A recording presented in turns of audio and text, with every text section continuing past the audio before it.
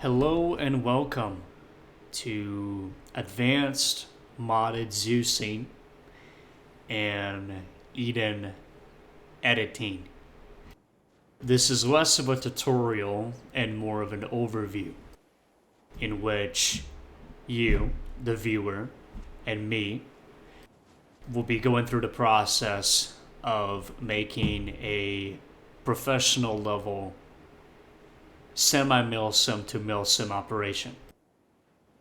This recording will only be released after the mission in question is hosted, so that a watcher will not accidentally spoil the mission for themselves. In the context of this specific tutorial, or I should say overview, we will be using a Starsim mod pack for the 87th Legion, a Starsim Star Wars unit. However, I will note that this is not important. At the end of the day, the concepts described in here are interchangeable and usable in any context you could think of, be it a modern unit, a World War II unit, whatever it is you want to do. It is very much applicable and it is very much usable. Now, in order to make this work properly, there will be no video editing done. Okay, this is all in one take. That way, you can see what's happening in real time, and you can see any struggles, any issues that might come up in the process. This also means it's a little bit less organized, but to be honest, mission creation tends to be rather unorganized in itself, right? You might start in one area and you might finish in another. So with that in mind, let's go ahead and begin. The first step is to identify what you want to do in the operation and what you want out of the operation map-wise. Okay? So we're going to go ahead and open up the editor here, and you can see this is my selection of maps. Now, we're going to take into account what I want from this operation and what I'm aiming for. So, okay, here's what I want. I want to do a relatively simple offensive-focused objective on a map with a lot of trees and woods, because that will match the first operation. The first operation was done on this map, Nap Island, Arma 3. Now, typically, you do a campaign on the same map. However, this will be a semi-exception, because this map, Nap Island A3, was found to be performance detrimental, right? When you're picking a map that you're going to host an operation on, the number one factor is how well this map is going to run, okay? So Nap Island runs like shit, all right? So we take that into account and we say, okay, that map is a no-go, we need something else. So let's look at what options we have. Now, most of these will not match what we want, right? Like Tanoa, okay, no, that's a jungle map. That's not what I want. And people don't have the DLC for that. Tatooine, no. Okay, there we go. That's something that might actually work. We got Torresk. Okay, so we're going to open up Torresk, and we're going to do a performance check. So before we make anything, before we make any op, whatever, we're going to do a performance check on this map. And just by glancing at it, I like this map quite a bit. This is a pretty cool. We can probably work with this. However, we have performance concerns, right? Is this going to actually work? Well, that is uncertain. Now, in our case where I know for a fact it will not work. The reason why it will not is because I've used this map before. It's multiplayer performance. It's so in this case we're not going to use this map. So I'm thinking we try good old, where is it? And we're not going to go with Laggy Soa. It's got a very similar problem. It's got performance issues. And on specific areas of the map, you can't use the ACE trenching tool, which is pretty detrimental. So we can't use that map either. So, okay, our options are rapidly dwindling. So we are looking for a specific, there we go. We're gonna try Fapovo. So again, we're going to do a performance check first. To do that, we're going to spawn in as a random unit, hopefully entrenching tool, and we are going to confirm that it works in a acceptable manner. So let's make it daytime real quick, and no overcast, get as bright as possible stuff. Now, for the sake of this performance test, I'm going to use a composition that I made called Quick Zeus, right? We spawn this in, and that's a civilian unit with Zeus berms. So we're going to quickly spawn in as the Zeus unit, and what we're going to be doing is we're going to be teleporting to major areas around the map and gauging the performance impact. So our standard is about a little over a click. So here, our standard is about 1.5 clicks. It is like a baseline distance. Most people will have it at this. Any more isn't actually useful unless you're like a pilot. For the sake of it, let's do 2,000, just to be generous.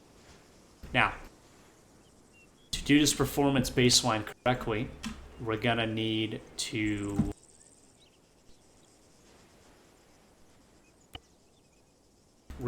give myself equipment so that I can actually check if I can correctly entrench. This is like a little Zeus kit I have. So, okay, right now we are kind of near the town of Sasana. We're doing a performance check. So we're going to face the town intentionally to lower the FPS. So it's over here.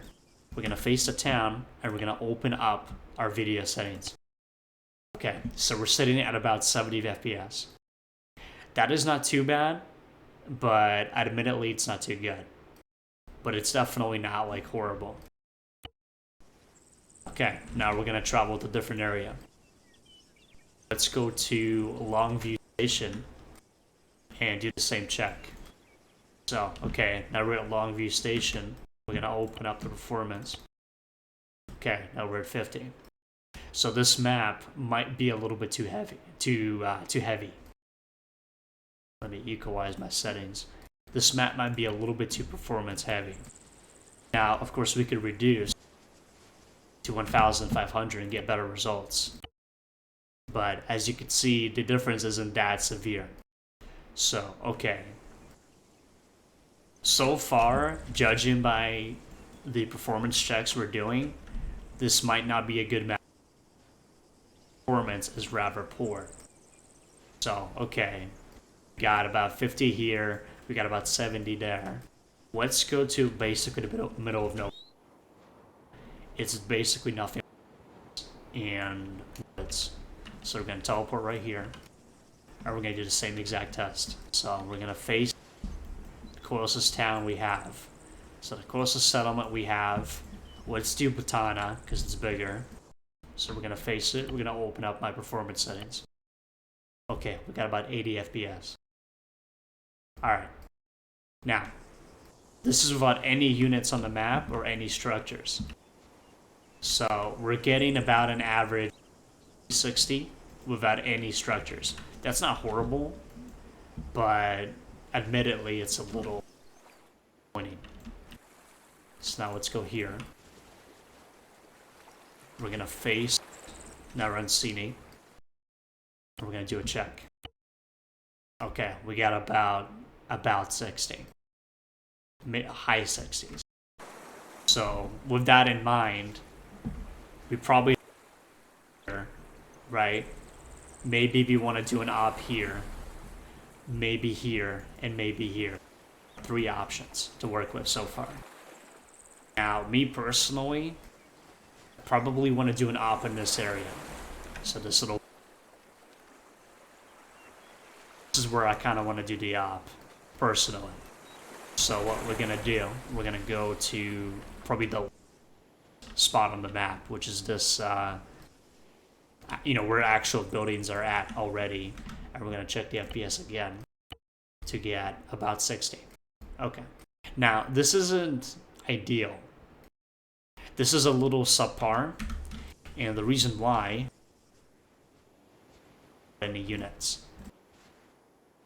Now, okay, what happens when you start spawning units in? So we got on the way.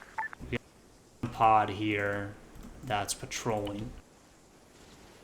Obviously, you would never make a patrol this comically large, but for the sake of it, right? We're spawning things in. Copy that. We got some units here. Let's have a B2 pod as well, just kind of hanging out over here. So, okay, we got some units spawned in. What's the FPS? Okay. Okay, this is good. This is actually good. This is what we want to see. So we've gone from high 60s to about 60. And we're going to check one more time. This is good. If you don't see that much of a performance detriment, that means you found a good area on the map. So this is going to be a good area. If you place a few units and you notice your FPS tanks, you might want to host an operation in a different spot, right? That's probably not going to be a good spot. So this spot is pretty good. It's not perfect, but it's definitely acceptable. We could probably spawn things in. We can make a structure around this area, and it's probably not going to lag it to shit, right? So right here, you see this lake right here?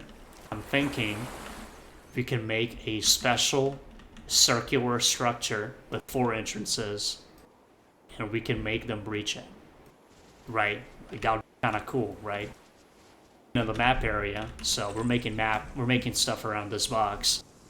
We're looking for areas that we can use to build structures. So okay, you see this little island here? We can make an out, and this little here we can.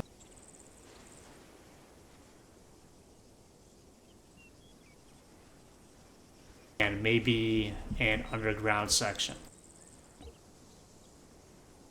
I'll have an underground section here, above ground section here, and maybe we'll make him clear this area too, since it seems to not have horrendous FPS, right?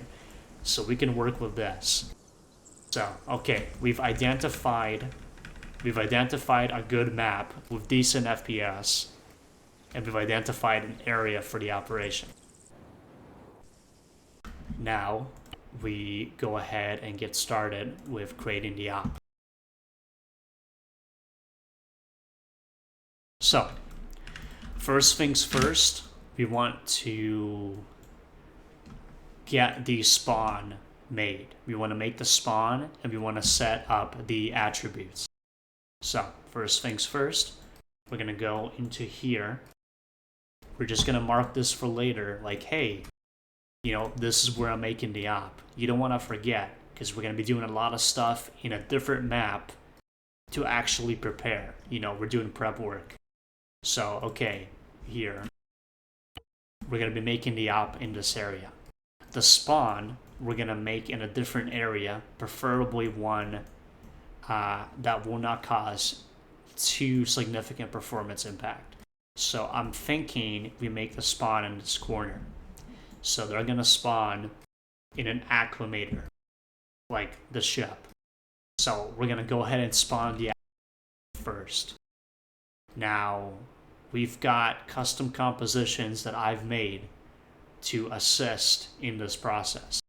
So we're gonna quickly toggle vertical mode and snapping so that we could spawn in this acclimator. You could see I called it the acclimator spawn area. So we're going to spawn this in here. We don't want to go outside the map because that might cause problems. If you put stuff outside this box, this map, AI will be able to shoot through it. So we don't want to do that. We want to spawn it right at this corner.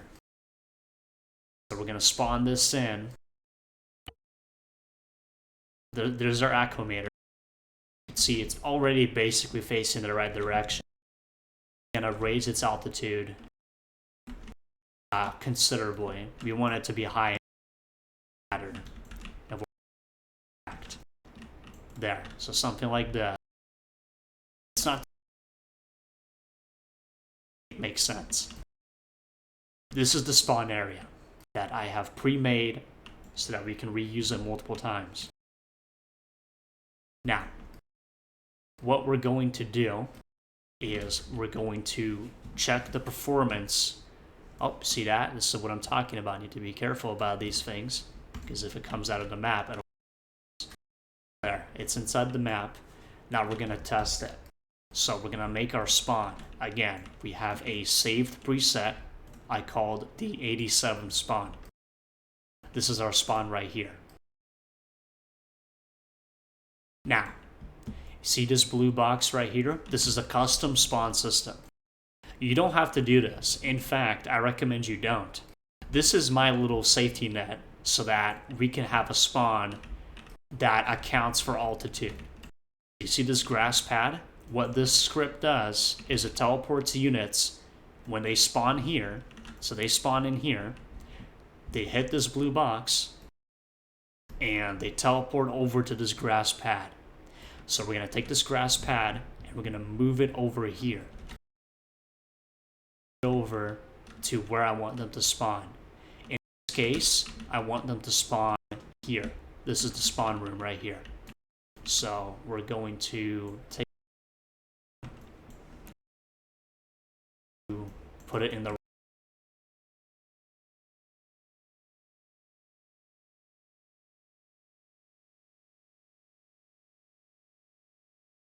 we're gonna have them spawn here and they're gonna be facing the arsenals. You see these? These have a script on them that opens the arsenal if they use. Now with this grass pad, you want to get it low to the floor so that they spawn like standing upright and not prone. As for the script on these, it's very basic. I'm gonna open this to show it to you. This is the script. So you name the box whatever you want. In this case, it's called R1. And then you put the name in this section. Now, this is not ideal, okay? I don't recommend you use this because this is a full arsenal. You understand? There's no restrictions. So this isn't actually ideal, and I don't actually recommend doing this. This unit has a very high level of trust within it, so I will use a full arsenal because I trust the people in it not to do something stupid. If you feel like that's not the case for you, you should probably not use this. Use that script. Now, so we got the spawn area, right? We got all the units, and they all have animations on them, yada, yada, yada. Now, what we're going to do is we're going to set up the attributes. So on the top left, you will find attributes. Now, keep in mind, for this tutorial, we are using a mod called Eden Enhanced, or 3Den Enhanced. I'm going to link it in the workshop. I'm going to link the workshop link in the description of this video. It is absolutely vital to making professional grade missions, okay? If you don't have Zeus Enhanced and you don't have Eden enhanced, what are you doing, right? It's like your mission automatically is lower quality because of that. So with that in mind, we have that on. We're going to see more options than usual because of those mods. So first things first, we're going to go into multiplayer and we're going to turn the respawn on. We're going to disable the AI.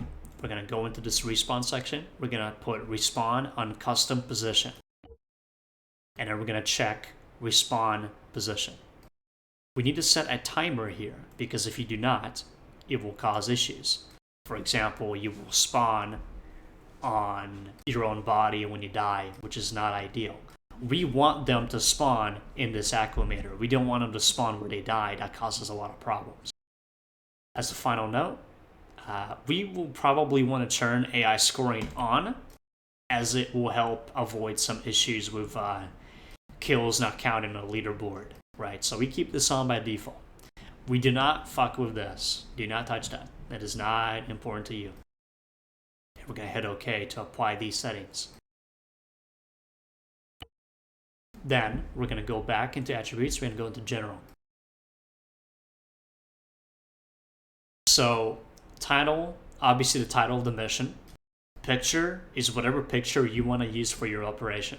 So you will put the file into your mission file. So the same folder that this mission is located in, you're going to put a image. Now this image should be a JPG. It should be in JPG format. If it's not, it's probably not going to work.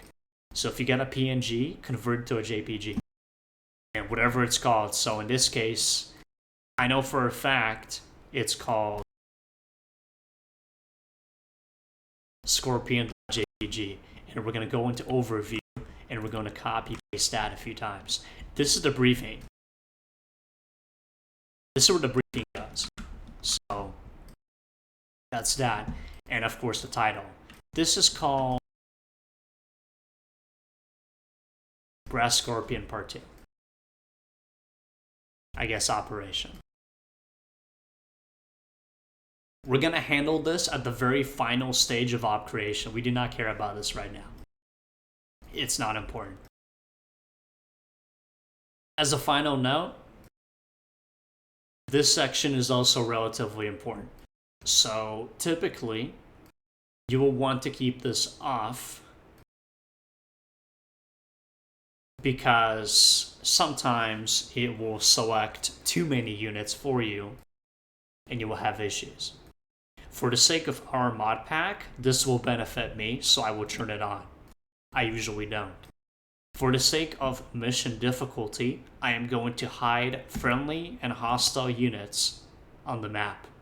So when players are in the op and they open the map, they can't just see where enemies are on the map. They have to actually find them and actually spot them. Same with friendlies. They're going to have to actually find them and actually spot them. This raises the difficulty considerably. So that's why we do it. Obviously, we're not going to mess with this. This is not important to us. This is a pretty simple operation with Republic forces fighting CIS forces. So there's not much to talk about. We're going to go down a little bit more into intro text. So this is where you set up text that shows up on the bottom right. So over here where it says play scenario, you'll see this text show up. So for example,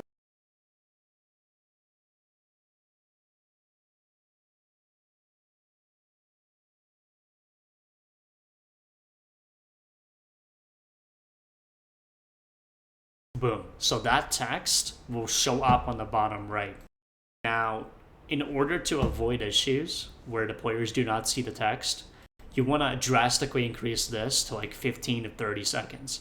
My sweet spot is about 15 seconds. So that gives them time to actually spawn in and then the text will show up. If you want to be more fancy, you could go to establishing shot and make your own established shot. I don't like doing this as it adds an extra level of uncertainty. So the players loading in will have to see this established shot. It's useful for very cinematic operations. This is not that. This is not a cinematic op. So that's what we're going to have. And we don't really want to mess with anything else. We'll just quickly check everything else, check these, and okay, this is pretty satisfactory. We're gonna hit OK. Now, with that out of the way, we're basically done. So we can start operation testing.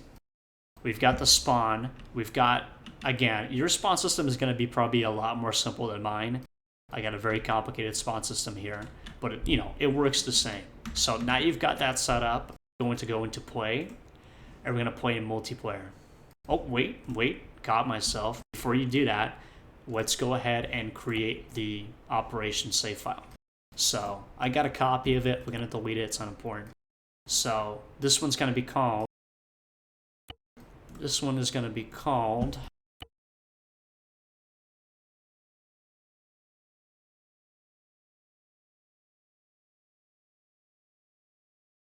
Brass Scorpion 2, as in Brass Scorpion Part 2. So now we're ready. We're going to save, and we're going to play in multiplayer. Okay, so here we got the spawn system. We're going to pick the advisor, because it has its roles.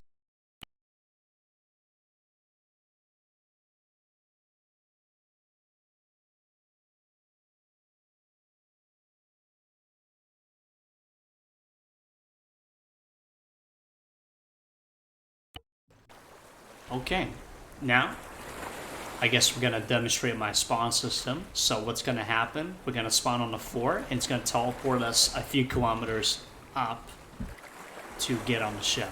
So, boom, just like that.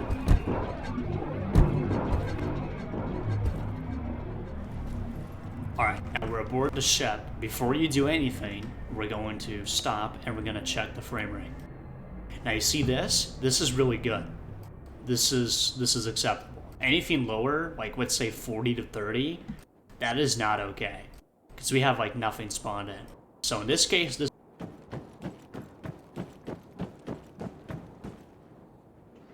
this is because we have all these extra objects. You see this? We got all these vehicles, and we got AI to make it look pretty, make it look like it's an actual warship. But you don't have to do that. See, it's always an option to boost frame rate by removing any, unnecessary items. So if I really wanted to, we could potentially remove all this. And you will notice, if we do this, it's going to significantly boost FPS. So if you want to boost FPS next to the spawn area, you want to keep it as decluttered as physically possible. Now, I feel like the extra stuff to where the performance impact is acceptable. So we're going to go ahead and respawn those real quick. And I'm going to show you one more important check you want to do. There's one more final test you want to do with the spawn area. So, okay, for the sake of this, I'm going to choose to keep all the units and all the clutter inside of the ship, right? That is a choice I'm making. I'm thinking, okay, you know what? 60 FPS to 80 FPS, that's not so bad, to be honest with you. Like, it's fine. I think the players will be able to handle that. So what we want to do as a final check, we want to go somewhere else to make sure this isn't causing server-wide FPS issues. So we're going to take my character and we're going to teleport him, I don't know, let's teleport to the operation area, right? So we're over here now, and we're going to check FPS. 50, okay, that's not too bad.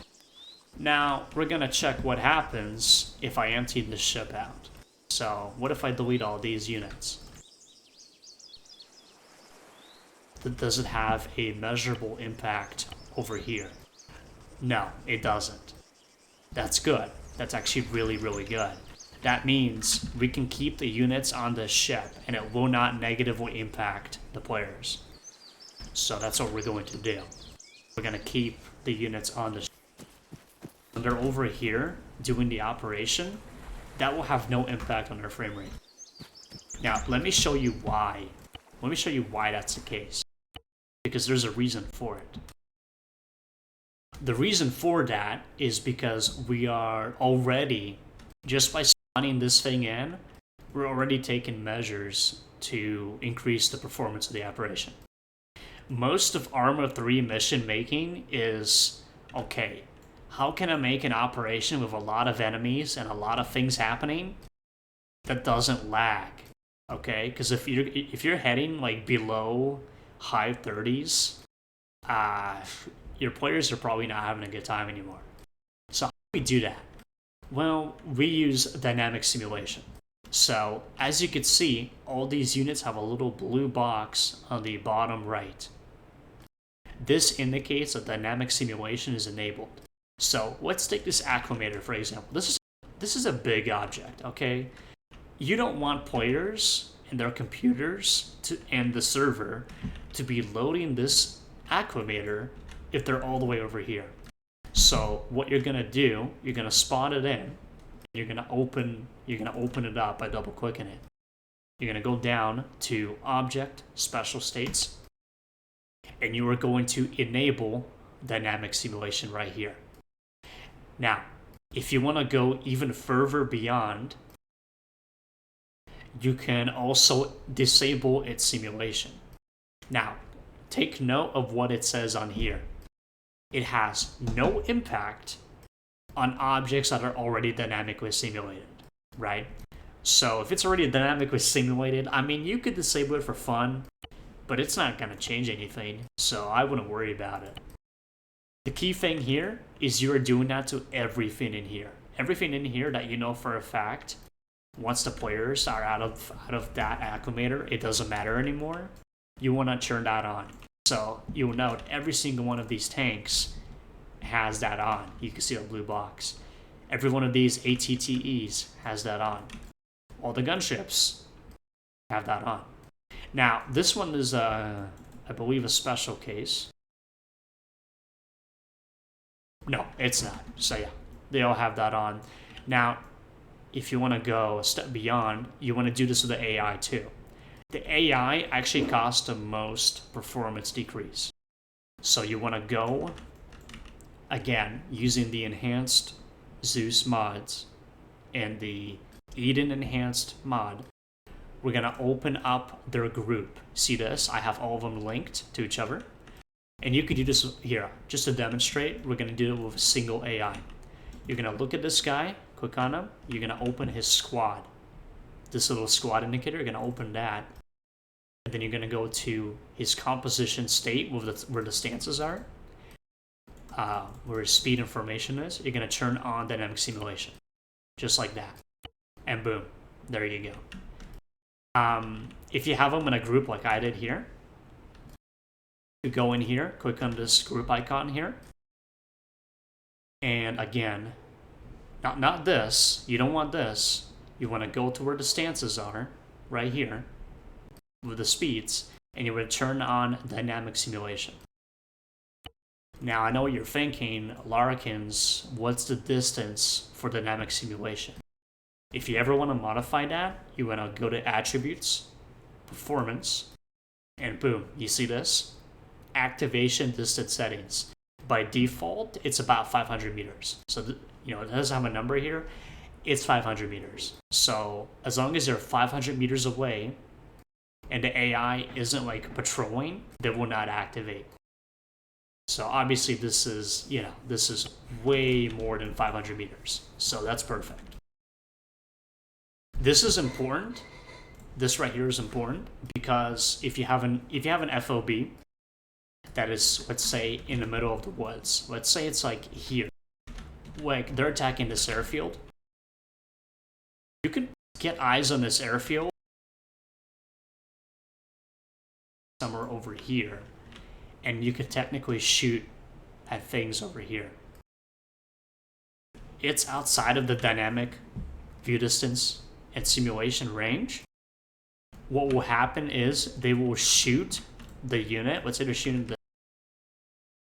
like a, they can hit him and kill him, but it will not show that he died. So he's gonna stay frozen like this, and when they get close, he'll like randomly die, right? So this obviously looks pretty bad.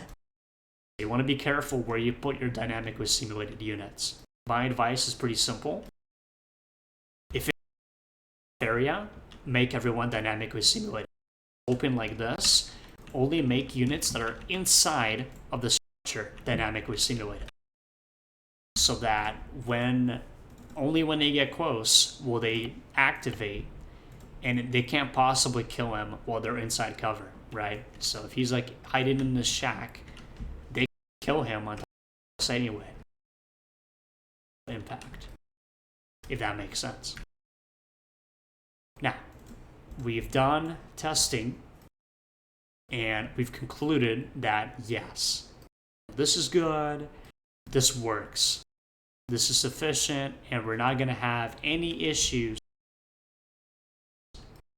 We're going to leave all this extra shit here because I feel like they're going to go so far away anyway that it's, there's going to be no real impact. So we're going to start mission objective creation. Now, let's talk about philosophy real quick. So, a lot of mission makers make a pretty bad mistake of spamming units. So they'll put way too much crap everywhere, right? Like, it's just too much, it's unnecessary.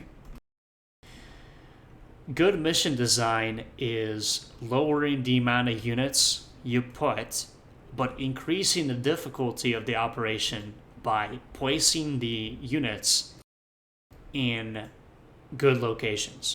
So for example, you could probably have like a platoon's worth of infantry like patrolling a town, but what about instead you have like a fire team and maybe you have static weaponry on the buildings, right? You have like a static weapon. This is a poor example, but pretend it's not. This is a static weapon. So you have a static weapon on roofs, you have snipers inside the buildings next to the windows, like maybe here. You have like, pretend this is a sniper, okay? This is a sniper. So you can lower the amount of units you have to use by just placing them in convenient spots. Well, convenient for you as the Zeus, inconvenient for them. It makes it harder to attack this position if there are enemy buildings and in cover that shoot out in almost any direction. So when you're making these missions, you want to keep the AI count as low as physically possible. If you want to increase the AI count, what you need to do is you need to separate the objective by distance. So let's say they attack this first, you got a bunch of AI here, and then you're going to make them attack this, and there's more AI here. And they're all dynamically simulated and far away enough where it won't activate them at the same time. This is extremely important for maintaining good FPS. For the sake of this objective, things are relatively close to each other, right? So we've got a distance of about, let's see here. So from here, right, where we are with the camera, it's hard to see, unfortunately. Let me see if I can get in a good spot so that I could show you what I'm trying to show you. No, so you see this shit is kind of in the way right now, so it makes it hard to use. So we're probably gonna go in here manually and check the distance. We want to check the distance so that we know how effective dynamic simulation is going to be.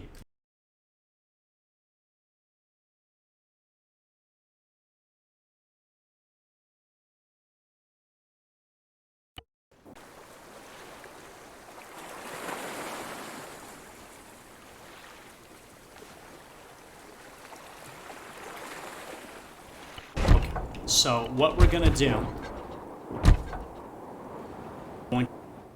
and we're gonna check the distance. So when we're in the center of it, so about here, what is the distance from here to the operation area? So about 800 meters. So this would be ideal. So now we can make them attack this area and then move on to this area, and we could dynamically simulate everything. Because as long as the enemy unit holds perfectly still, like they're not patrolling, it will not activate. So, and again, just to test, we're gonna go all the way over here, check. So see, that's perfect. If it's less than 500 meters, we can still activate dynamic simulation, but there are concerns that it will not be as effective. So, okay, we have the mission basically pointed out. They're gonna attack this, and they're gonna attack this. Let's go ahead and get started with operation creation. Now, first things first, we're going to garrison this town. We're gonna garrison it, and we're gonna replace certain objects. So, for the sake of this, we again have special custom compositions made to help us. So the first thing we have is we have garrison infantry. So I'm going to show you what this is. This is a custom composition of a bunch of units. They're all dynamically simulated, as you can see by the blue box. And this is the key part. When you open this unit, you will see that we went into its settings. So we went to AI under object, ambient animations, then you'll see AI. You go to the AI, and we've disabled its pathing. So what this means, these units cannot move. They cannot move, they have to stand in place. Besides this one. Yeah, see, I remembered from my last operation, the captain did not have his pathing disabled properly. So we're gonna go into these units, and we're going to quickly fix that. So we're going to go and turn off. When you check that box, you turn it off. So their pathing is disabled, they can't move. And we're going to quickly save this. We're going to override my current composition because this is, this is fixed now. All the units will actually hold still. So we're going to go in here and we're going to override it. Okay. Now, these units are specifically for garrisoning structures, right? So you can put them on buildings, and we're going to turn on vertical mode and surface snapping floors and the roofs of these structures. So now we've got a bunch of units we could use to garrison. Now, we don't need these right now. We only need the CIS units. I'm thinking we're going to have a central compound here, and we're going to just put units on the roofs with barricades here. That is my, I guess, plan. So first things first, let's start garrisoning this area. We're going to be using barricades to give them some kind of cover and make them. Now, again, we can help with mission design by using the translation grid and the rotational grid. So we're going to turn this on to 5 degrees, and we're going to turn this on for now to 125.125. So now it's easier to move the units. You'll know that they move, you see that, more rigidly. And when you spawn in cover objects like this,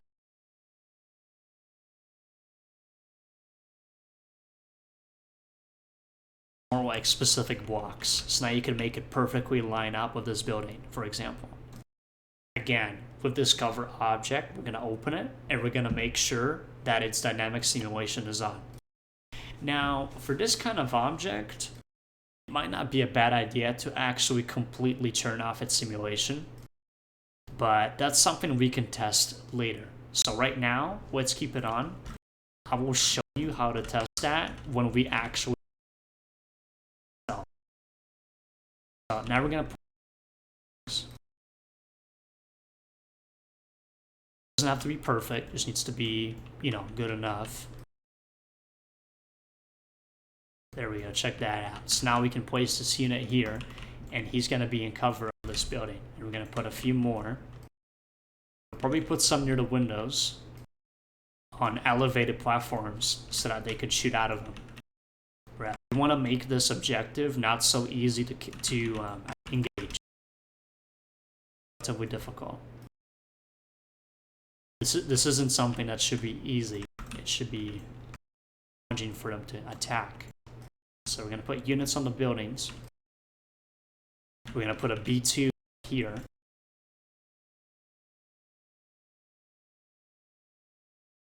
Now, some of the downsides of using a rotational grid. So in this case, I'm going to turn it up to make it better line up. So it's a, you know, it's a little more perfection, but we definitely want it to. There we go. It looks a little better. We're going to put a B2 up here.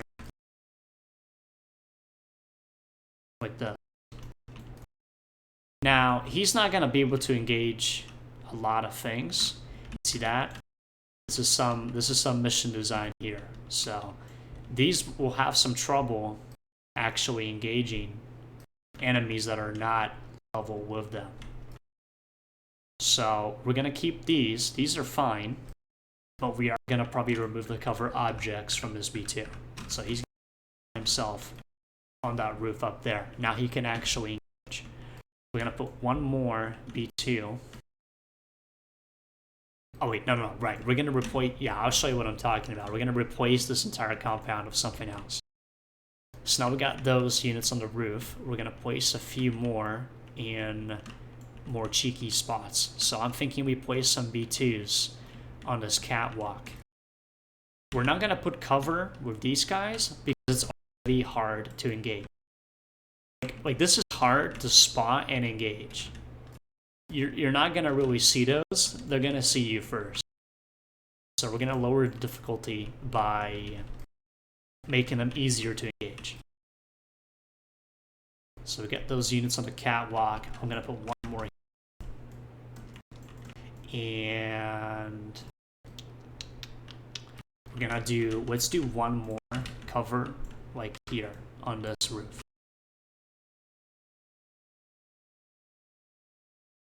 Again, it doesn't have to be perfect, it just needs to be good enough from a first glance perspective.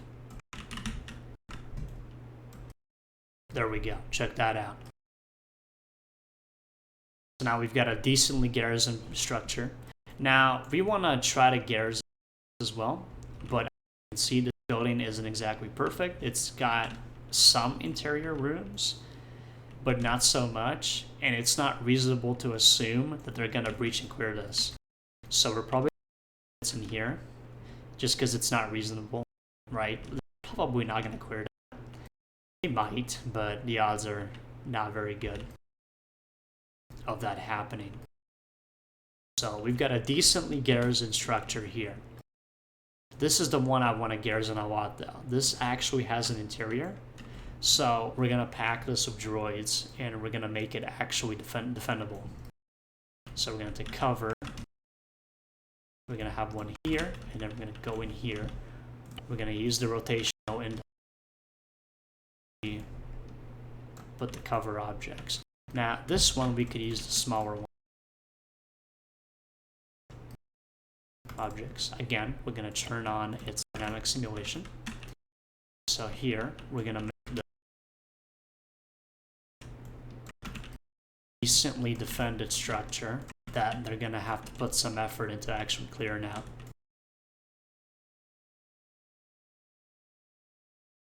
We're going to put a B2 up on this bridge.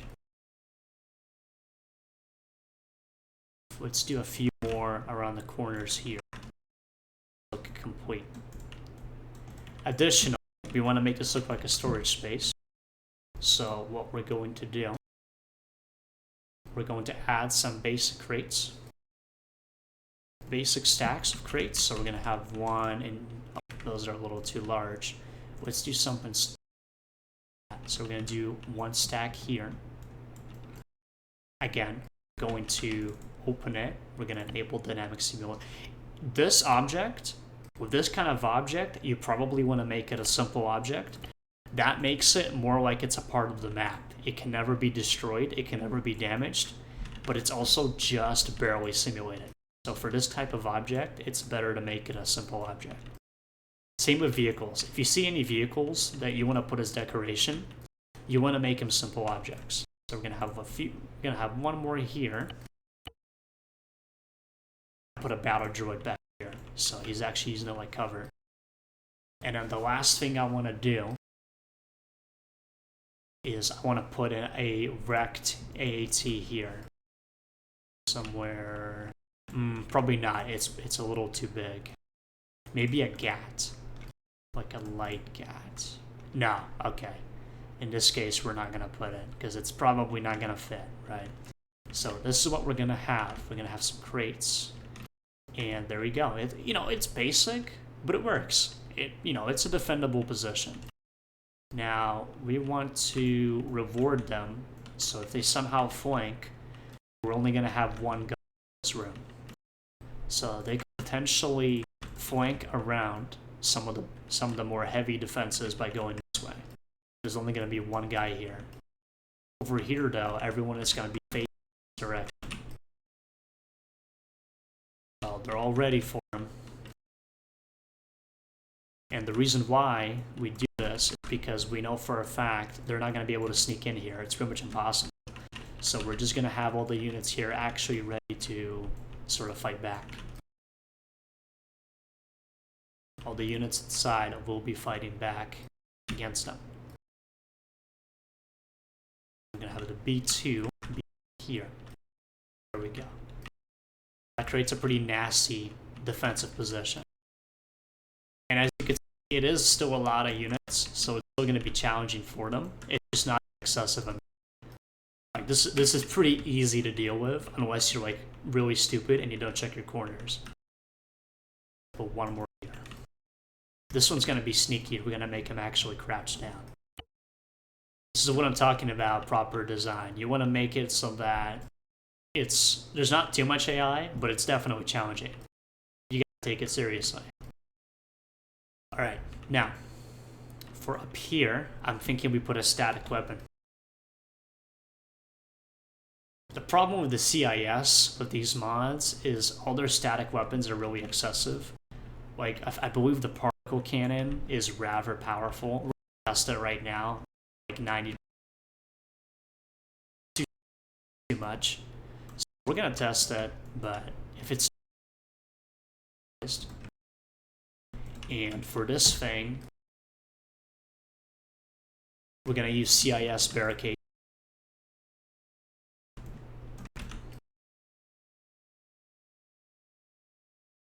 See this? You see what's happening? We're at Control V and it's spawning too high.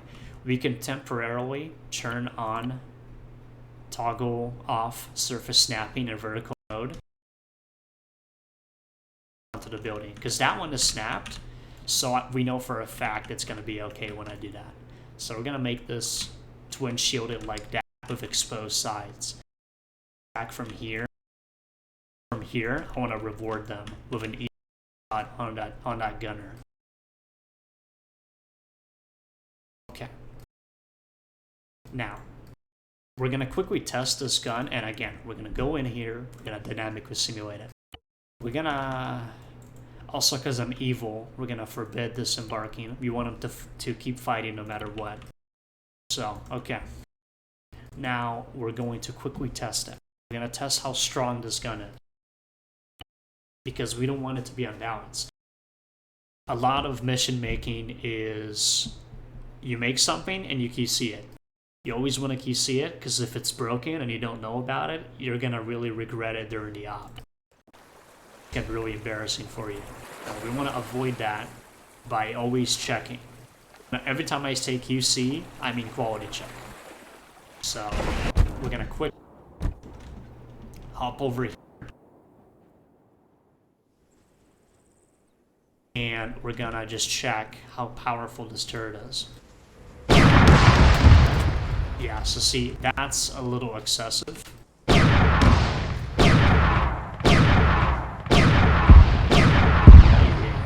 Probably don't want to have this. Probably want something else. I've also noted that it seems like the FPS is still relatively okay. So we can probably add a few. We're gonna make this one more compound. We're gonna make one more compound here, and that's pretty much gonna be it for the garrison. Any more, we're gonna be really pushing the FPS here because we want to keep it as low as physically possible. Now, as you can see, we're close enough, so these units are now active. They're looking around, trying to do stuff. So we want to put a different weapon up here, something that's more reasonable.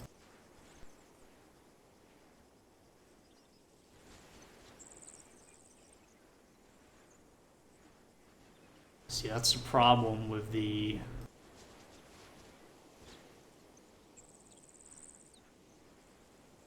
We're probably gonna put this. I know it doesn't look so good, but it is what it is. And we'll remove these side plates here so that we don't have issues. It's gonna look a bit jarring for them, but the alternative is we have no turret up here. And I really want to have a turret up here because it's gonna add to the challenge. Now, we could do one more thing. I'm thinking we can add an anti-air threat. So if they want to get close to this area, they're going to have to destroy this flag cannon. I'm going to quickly check how balanced this is. Probably not balanced at all.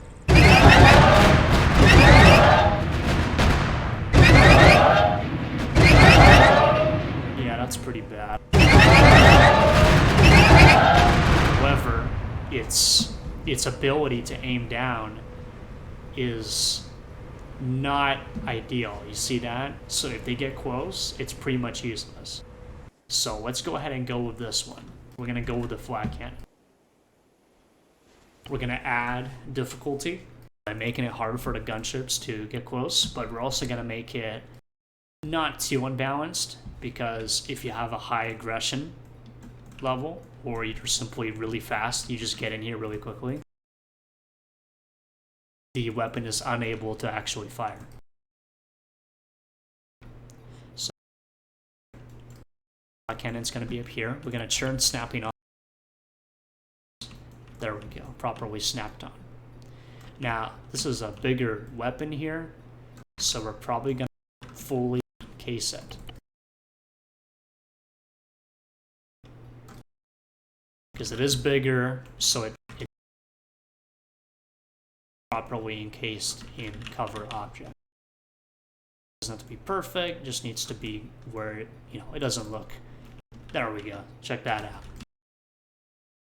Now, last thing we're gonna do, again, we're gonna go in here, we're gonna enable dynamic simulation, and we're gonna make it impossible for the AI to randomly get off it. So no matter what, that gunner is gonna stay in there until he is killed. Okay, so we get a pretty decent first area. Now we're gonna make the compound that I was talking about. So you see this area? We're gonna replace it with a compound. We're gonna go to systems. We're gonna get the hide terrain objects module. Now, to quickly resize this, all we gotta do, we gotta double click it. We're gonna change it to a rectangle. And we're gonna hit 5 on my keyboard. You see that? As I click the numbers on my keyboard, changes between modes quickly. So we're going to click 5 to enter the resizer, and we're going to make it cover this whole compound. As you can see, as it touches these, it basically deletes the object. So we're going to very carefully resize it. There. See that? And then if you want to go back to the normal selection tool, you press 1 on your keyboard. And now we're back to being able to move it around. Now, so we're going to make this compound here no matter what. We're just going to make a perfect size so that I can make it not get in my way. but the compound will be large enough to matter. So there we go. Now what we're gonna do, on the left-hand side, we're gonna make a new layer. We're gonna name it Invisibros, because I think it's funny. And we're gonna move this to that layer. So we're gonna move this to Invisibros. Now we're gonna click on this folder and we're gonna go to toggle layer visibility. So now it's not in my way. You see that? We toggled invisibility. Now it's not in my way anymore. Now we can make the compound here I want to make, like a CIS compound, and it's not going to be in my way. So that's what we're going to do.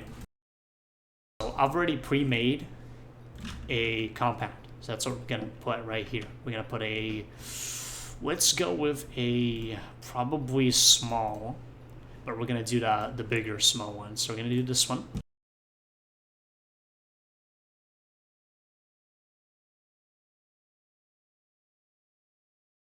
Towards the main base. So give me a moment to do that.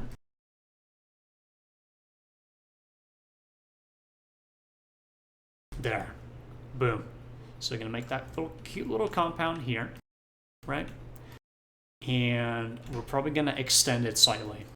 So we're going to extend it by, we're going to keep these like this, because if we keep them snapping, right? Like let's say if we kept it snapping, it would be uneven. Right, you see that? Some of these objects will snap to the terrain, which is not ideal. So, we're going to keep this. We're going to keep that vertical mode and above sea level. And we're going to extend this compound a little bit. So, what we're going to do is we're going to, let's see, we're going to take this chunk, we're going to move it over. Move it over like this, and we're going to extend it by, let's do,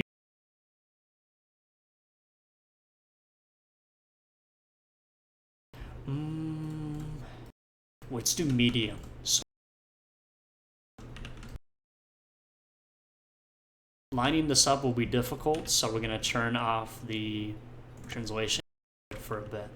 Now, what we can do, so right now you see I'm having issues lining this up. We can simply mirror the settings on this. So we go in here. Okay, it's 170, right? So make it 170. And then we need to find the Y. And we're going to mirror it. So now it's the same height. You see that? Now we just got to carefully drag it back into position. And there you go. We're going to copy paste it. It's already at the same height, so there's no issues. And we're going to line it up correctly. Okay. And now we'll just snap this back on. It's not going to be perfect, but we can move it a little bit over to the left here, and without any issues. Again, we're going to snap this back really carefully. Okay. There we go. Extended the compound a little bit. Now it's got extra space. We're going to take the whole thing and we're going to shift it over a little bit. Like that. Boom. Check that out. Now, we want to make sure that the new piece was simulated. We're going to do, you're going to find them here. They get selected. We're going to right click, go to attributes, and we're going to enable dynamic simulation. Now, this compound, you could make it a simple object, but we will need to test that. So let's go ahead and, because remember, making it a simple object is always better. So we're going to make it a simple object that's also dynamically simulated. You don't want to do this to the gate. If you make the gate a simple object, it will not work anymore. So we're going to keep that off. And of course the ramp as well. We can go ahead and make it a simple object. We're going to have to test that though, because it might not work. All right. Now, we're going to gears in this real quick. And we're going to add a tower. I'm going to add a little tower here in this. Same thing. We're going to make it dynamically simulated in simple object. And we're just gonna put a simple B1 up there. We're not gonna go too hard on this compound. Just, you know, a little defensive structure. So we're gonna put a few guys. Again, we wanna turn it off for now. Sometimes it's not gonna cooperate no matter what you do. You're just gonna have to kind of do your best. See, it's refusing to spawn the unit on top of the object. Sometimes it's just kind of how it is. We're gonna turn snapping back on so that I can at least know back onto the actual platform. So we're just gonna put a few units up here. Nothing too crazy. Just in words, you know, it's a defensive structure. And then we're gonna put just one guy up here. However, for the guy up here, we're gonna add one more character to my roster here. So we're gonna have a droid with a heavy blaster, like a machine gun, and we're gonna add him to my roster. So we're gonna make this a garrison unit. So to do that, all we have to do is make him stand up. We need to enable his dynamic simulation right here. Make him stand up and turn off his pathing. There we go. Now he's ready to be used. We're gonna take him, we're gonna put a machine gunner up here. So he has an actual MG, he can use that. And now that we have an MG unit, this is a good opportunity to replace some of my current garrison with guys that actually have a heavy rifle. Like this, there we go. Now we got a better unit composition. And let's have this one be an MG gunner as well. And diversify the kind of units we have. Alright, and the final step, of course, is going to be to override this composition. What we're always aiming for is to be able to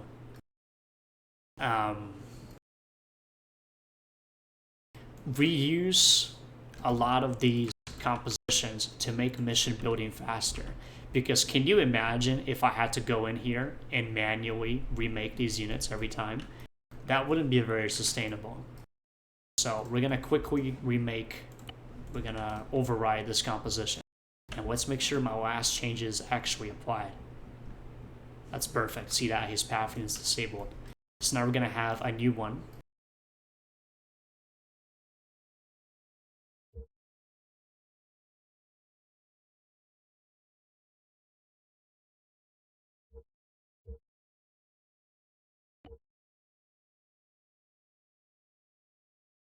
Taking the opportunity to move it from the trooper category to the garrison category, because the trooper category doesn't really make sense, right? It doesn't make sense for that. So there we go. Now it's in the helper section. So when I go into helper section, we got the Amber script, Arsenal, and some of these we can. No, okay, I'm not gonna delete all of them, but yeah. So now it's gonna be in here, garrison infantry. So now we got an MG gunner at some of these buildings. As a final note, we're going to do a performance check on this area, and then we're going to spawn a very small amount of patrols just to kind of walk around. So let's delete these and do a quick check on the performance. Make sure to save as well. We're going to do a quick check, make sure that it's good. QC is a very integral part of making the operation actually good.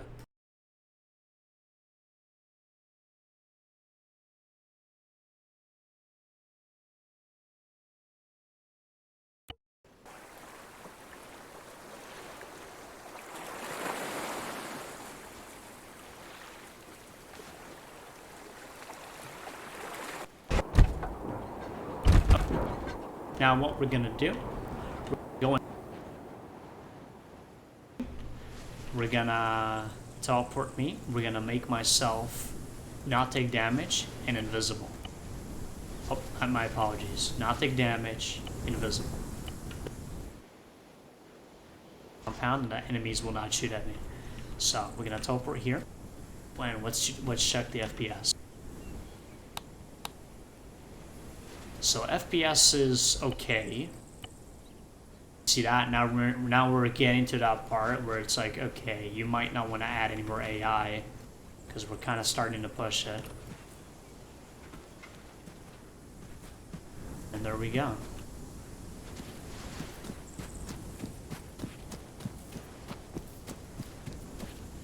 We're just gonna make sure it works.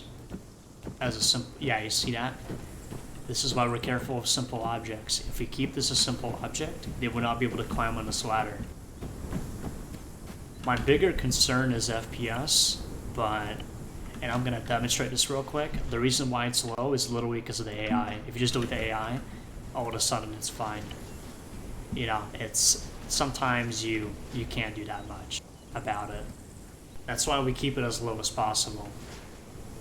I will note that it seems like these Star Wars units are a lot worse than some of the other AI, which is very confusing to me. Like if I spawned a shit ton of CC AI in this town,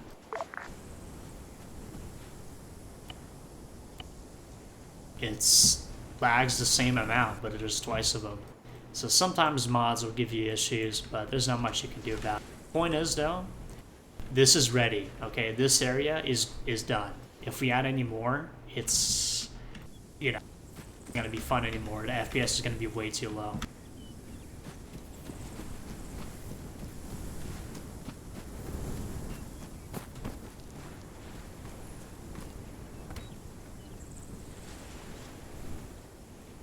So they'd come in here, they'd fight some guy over here, and it would open this, and oh no, right? Oh no.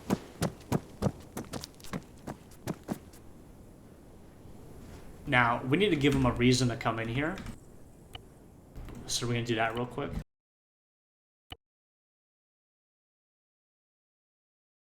We're gonna give them a reason to come in here, and we're gonna turn off simple object for this. Because as you saw, the ladder doesn't work. I want to make sure they can actually use the ladder on here. Because, you know, maybe they want to use the ladder. Now, over here, we're going to make a comms relay.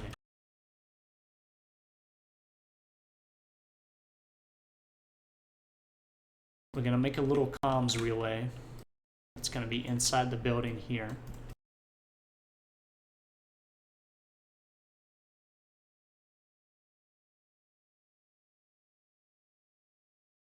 And they're going to have to basically hack it. So again, using the Eden Enhanced, we're going to go in here, and we're going to make a hold action. So hold action. We're going to do, let's do this icon, like you're searching for something. We're going to call it tracing signal. We're going to make it take about 10 seconds. And when it's complete, we're going to use a very simple code.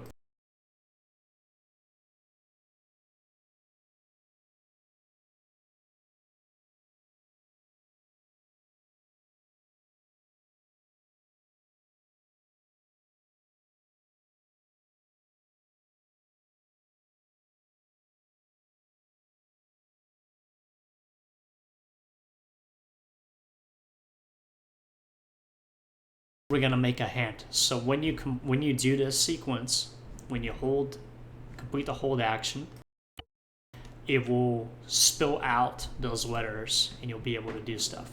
Again, same thing, we want to increase FPS, so we're going to be doing everything possible to make objects dynamically simulated. Again, they're going to be interacting with this console, so we can't make it a simple object. We have to only dynamically simulate. The antenna though, like, yeah, whatever, right? That doesn't matter. All right, so we've got this. We've got that. So this is the first area they're going to be hitting. We're going to go ahead and mark it with an objective. We're going to use the CIS marker because I think they look cooler. So we're going to use the CIS marker. It's going to look more cool. Let's do a recon.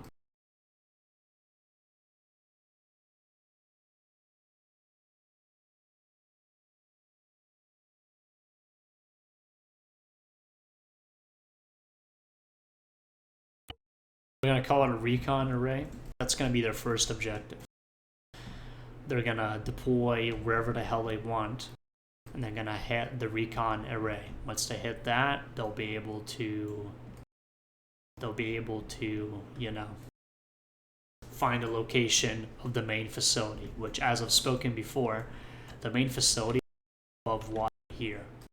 Now, here's the important part. We're going to make a custom handmade facility that's going to be above water.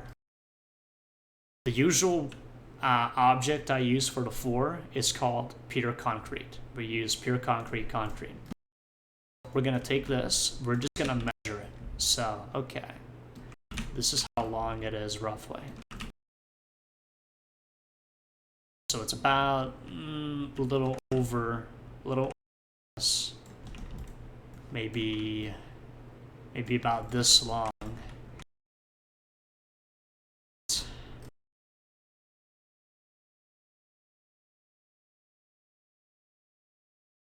Okay, so it's about that wide. So we're gonna take here. What we can do, the other one to get a more accurate distance we want. So we're gonna mesh it together, a more accurate distance. So we're gonna make it there. So that's a more accurate size estimation. We're gonna custom make it in a different scenario. I'm gonna show you how. We're gonna make a above water facility here that they have to access and, you know, destroy.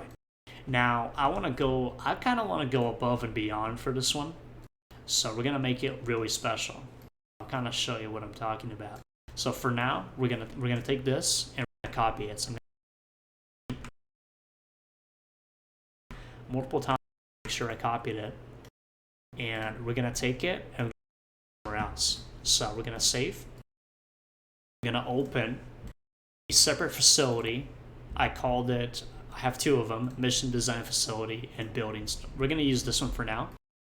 That's where all my modded stuff is for specifically this mod pack.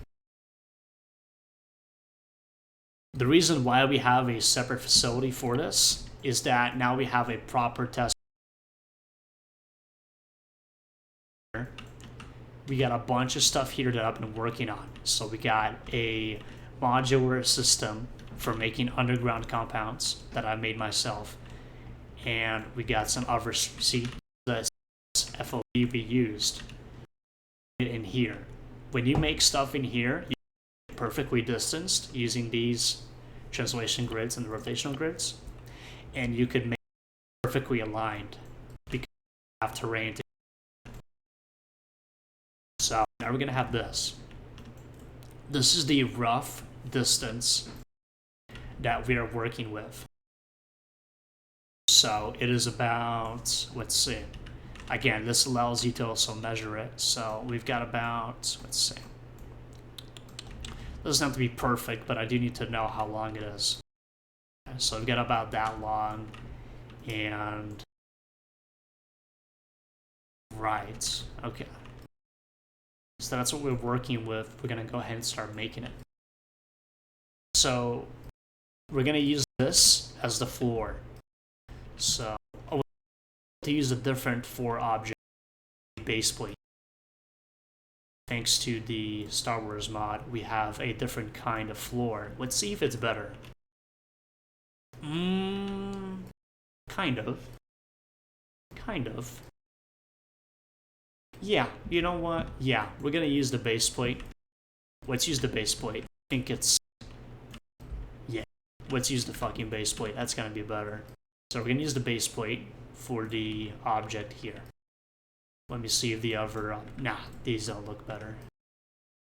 So, okay. I'm gonna turn on the translation grid and rotation grid because we want to make these perfectly even. It helps make it look nicer. So first, we're gonna make the ground level. So the ground level is gonna be about this big. Again, we want to make sure these are perfectly aligned like that so that there's no issues. We're making it about as long as this, as long as our framework.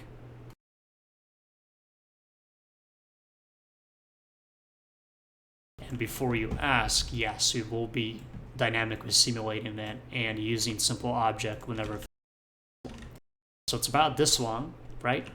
And then it's about here. We're gonna shift it over so it's on this. That's a little concerning. Let's make sure it doesn't do that again. Make it perfectly line up here.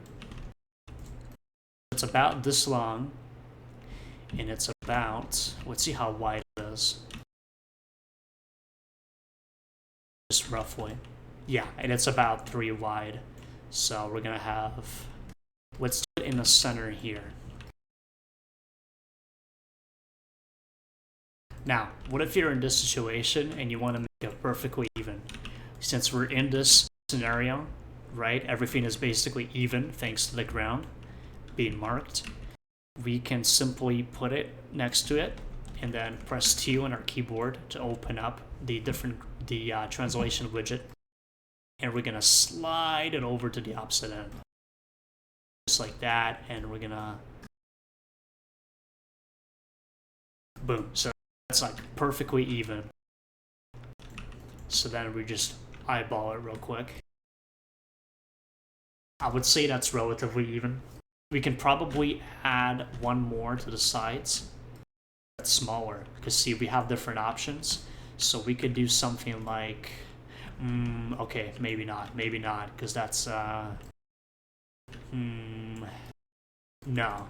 let's just a more large one, yeah, for now at least.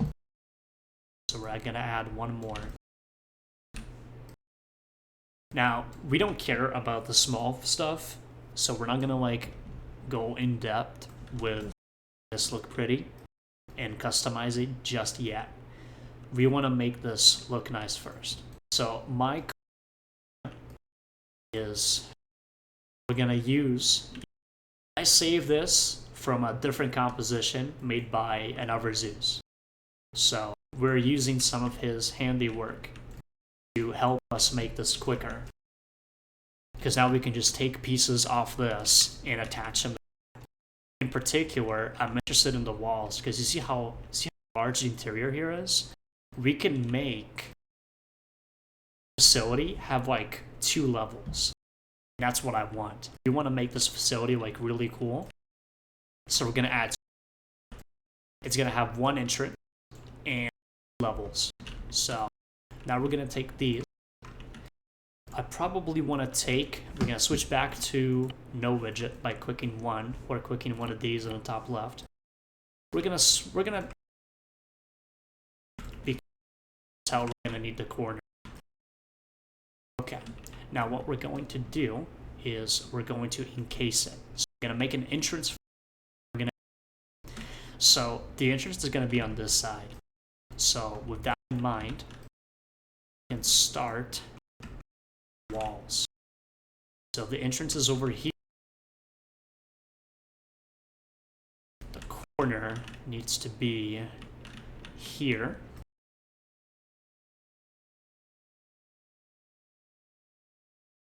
Again, we're going to make it perfectly aligned because that increases the quality of operation. So we're going to have it like this. And on the other end of this,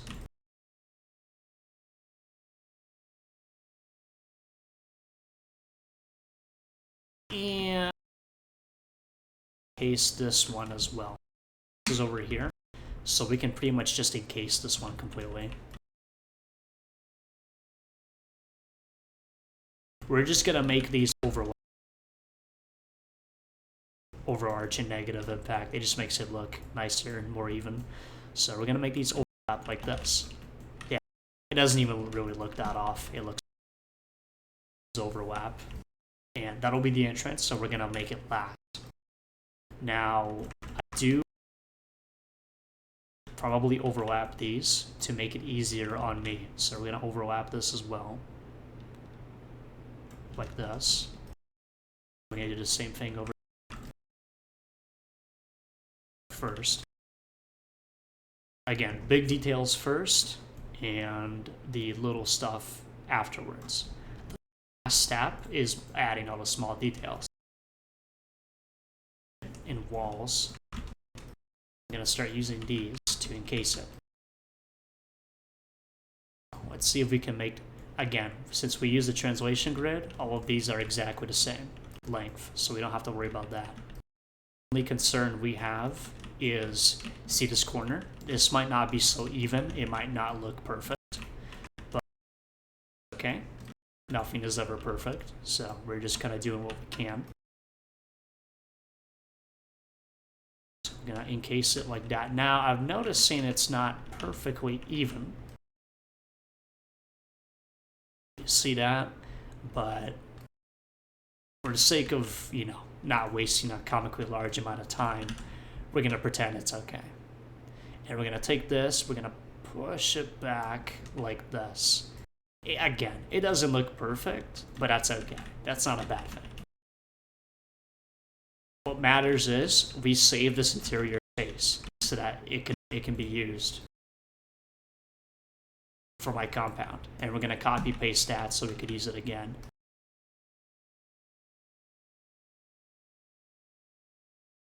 That doesn't seem right. Okay, now we're going to have to make it from scratch one more time. So we're going to take this, going to align it like that, and then we're going to take one more.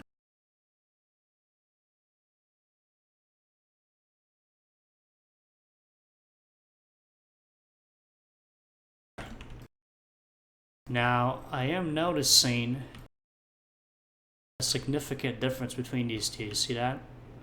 So we might want to try to see if we can fix that inconsistency, because I know it's a severe issue, but it's, you know, I mean, come on, right? Like, come on now.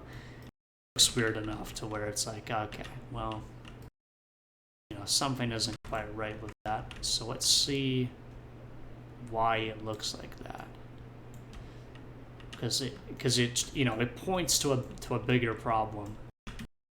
We want to take a look at that, and we want to solve the bigger problem if possible, because it implies that something here is uneven. So let's see what's uneven.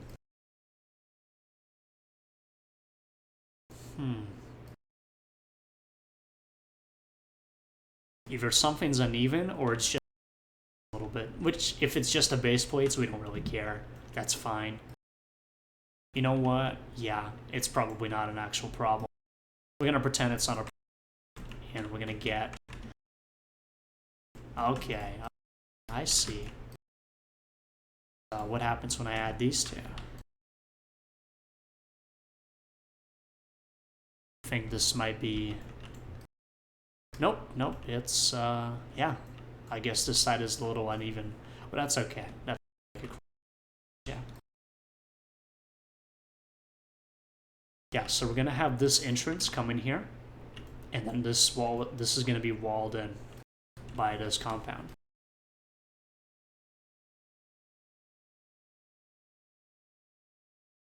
Be a little careful with this area, because I'm not sure.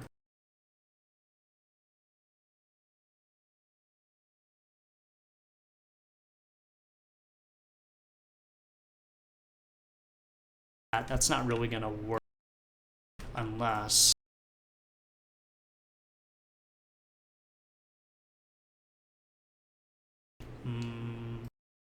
Well, hey, at least we have a... So I guess we do have an entrance block right here, so we would use something like... Well, I'll think about it. I might want to do something more special, you feel me? So, okay. No, we're gonna have to... We're just gonna have to do our best. Alright, well... What it is. Again, we're gonna click these together.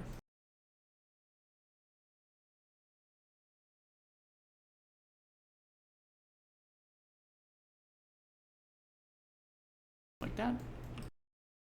And no, yeah, you see that? There's definitely a distance difference between these two. Interesting. So we need to verify. It's not a huge issue. I'll be honest with you. This is not a big issue, so I'm not too worried about it. But still, all right. And then we're just gonna have a straight corner. If that straight wall just, you know, no. Now we're gonna have to make. Yeah, see that? It's not correctly aligned. Well, it is what it is. Is when, God forbid. See, this side, it aligns. This side, there's a distance difference occurring. So, unfortunately, there we go. We're gonna make it at least look nice. Okay. And now, we just gotta make the entrance. So I'm thinking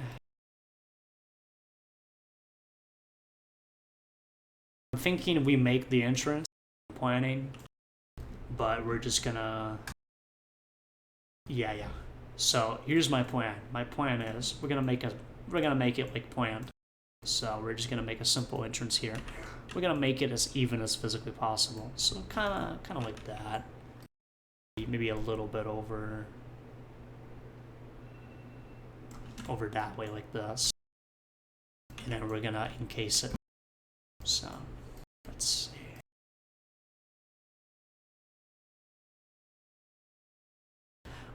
Or we could.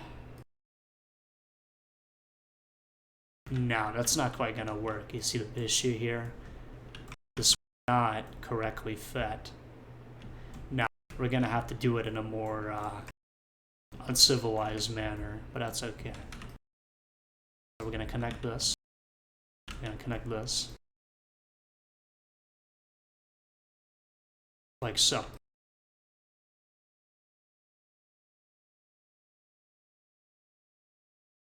Sorry about the pause, just making sure the recording is, you know, okay and not falling apart or something. Alright, so now you wanna make this look nice. And unfortunately, if we use a 90-degree angle, it's gonna look pretty bad. So what we're gonna want to do here is we're going to put this here, and we're probably gonna use the make entrance.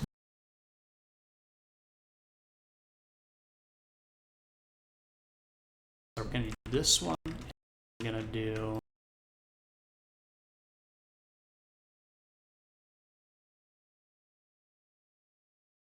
now. It does make it larger on one side, admittedly, which I'm pleased about.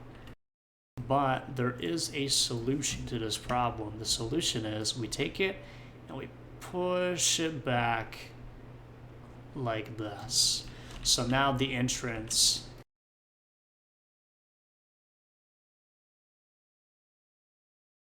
see that? See what we did?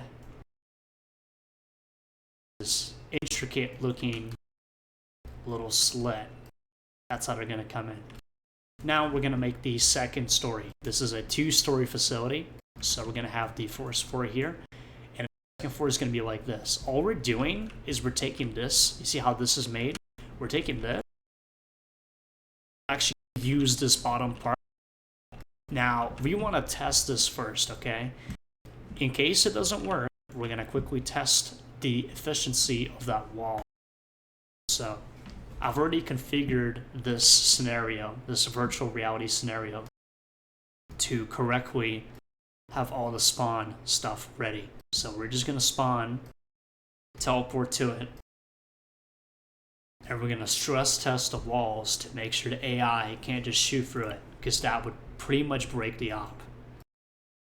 So we're gonna spawn on the floor here. This is over here. We're gonna make this more even with the floor, but as you can see, it's sloping down. So we're gonna test how strong these are. Okay, it's blast able to. Now we're gonna test if that applies to enemies, because if it doesn't apply to enemies, then we've got a problem. We're gonna spawn a GAT pod. And we're gonna spawn B1s. Solid copy. We're gonna just make them run around in circles. Alright, so they're to my... Yeah, they're basically right there. Through the wall. As you can see, they can obviously hear me. They know I'm there because, you know, I'm shooting from inside. But they can't shoot inside. Now, they could probably walk through the walls, but that's... You know, we don't really care about that. That's okay. That's fine. That's not a problem. Let's make them stand as well. Yeah, I'm sure he can just walk right through it, but that's okay. All that matters is he can't shoot through it. As long as he can't shoot into it, then it's good. Alright, perfect.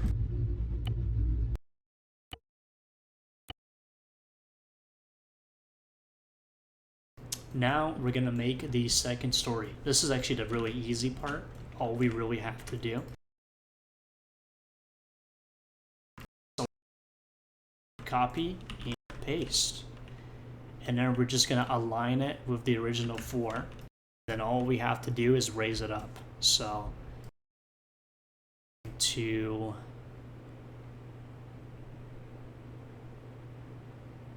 see, I'm using the yellow indicator here to line it up with the rest of it. So we're watching that bottom left. You can see I'm trying to line it up. And now we're gonna check on this one. Okay, it's ready. So now all we gotta do is raise it up. So it's more like and very structured. We've got the inside here and the top here. Now, what we want to do, possible for AI garrisons, at the top. So let's grab one of my units here, put them up here. We're going to make sure it's possible to shoot out. So as you can see, this is still a little too high, so we're probably going to lower it a little bit. Or we can make, you see this little section here? The unit can stand on it. We can make this a special defensive like strut. You know what? Yeah, I really like that. We should do that. We should make these little corners here like a little strut. I believe bunkers have a little bunker. Let's see what it looks like.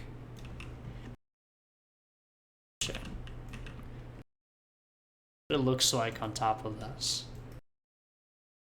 So, no. So we will have to lower the floor. Let's take the floor. We're gonna raise it about double, so that much. Right, as you can see, we're gonna have this little opening here, but that's okay because, and some of it will stick out, but honestly, that's fine. You know, that's not an issue. And then we're gonna, we do want to seal that up though. So what I'm probably going to do is use a smaller base plate. We're gonna make a line of them, and we're gonna use it to seal that up.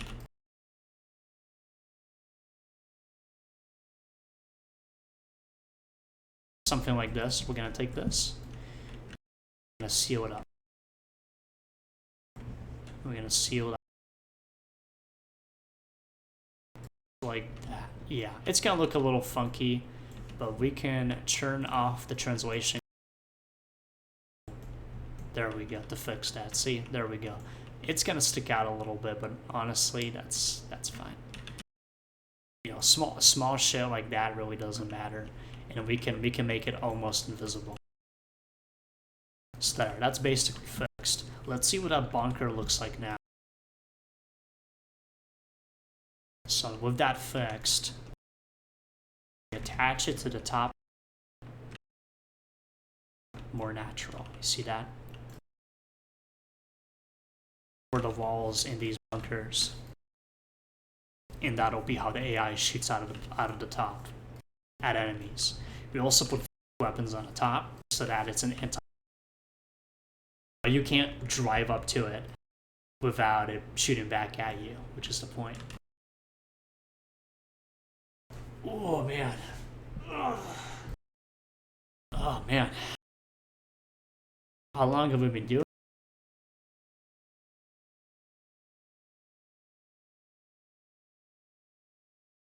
Anyway, yeah. One take recording is pretty rough, huh? But let's keep going. So now the hard part is making this top level actually accessible. That's gonna be hard. Now, there are some things we can do though. For example, there might be a decent prop we can use. Here, let me see. Maybe one of them is actually not. No, these are pretty disappointing.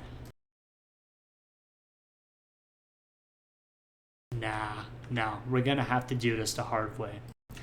So let me show you what the hard way looks like. The hard way is we're going to make stairs. We're going to literally make a. But before we do it completely, I'm going to see if there's a ramp object. There might be a ramp that we could just use. That would be a lot better than relying on, me to literally make it. So let's see what kind of ramps we got. Ooh, look at that one. That's interesting. I might use that one in the feature up. So we're looking for a decent ramp here that we can use. This one is actually pretty decent. Now, it take a lot of them to get up there though. So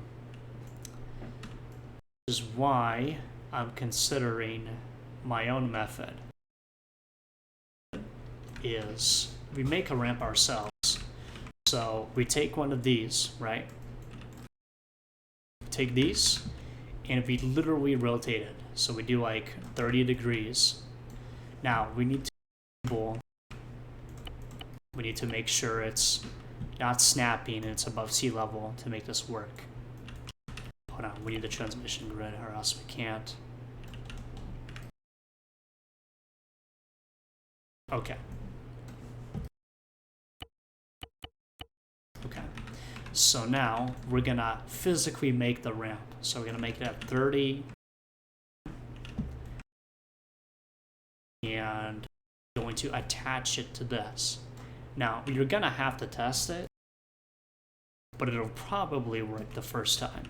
The first time it's work. So it'll be a custom ramp like this. See that? We might even be able to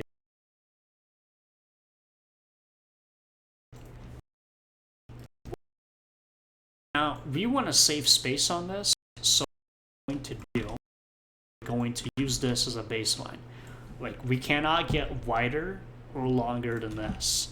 So if we take this and we put it on here, it needs to actually match the size. So yeah, there we go.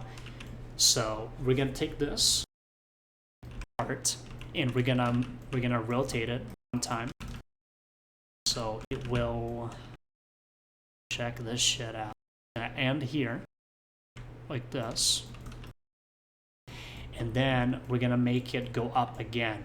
So it's going to see that? It's rotating on the inside. That way we're using the maximum amount of space possible. To be honest, we could probably do one more. We can add one more to this.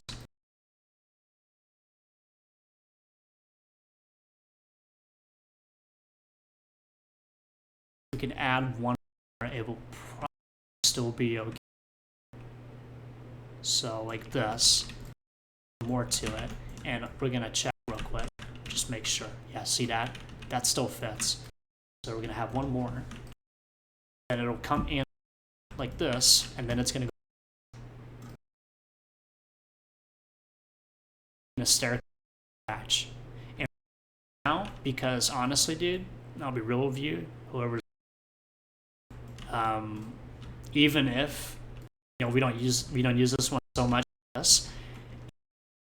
to make stuff like this for the future, because it drastically cuts down the time to make the next time. You know, if you want to host for a persistent amount of time, you need to have tools ready to actually be able to do that. So then we're going to measure how much. So let's see, about 4. We could probably do 4 more. So we can take these and go even higher. This might be high enough though, I'll be real with you. We're gonna test.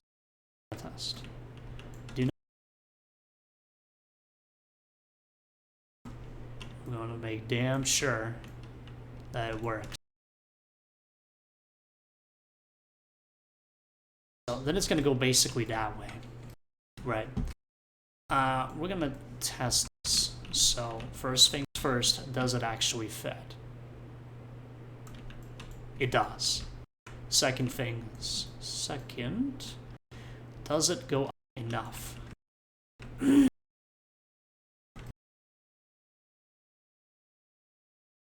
So if it's put all the way here, almost, you see that? It's almost there. So what we can do is we can make it meet in the middle, kind of, and then go up more aggressively. So what I'm thinking, is we can take this, we can make it meet in the middle, like this.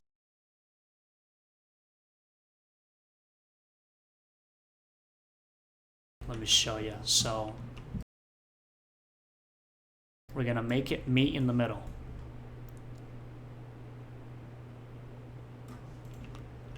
We're gonna make it meet in the middle like this, and then what will happen is, instead of going that way,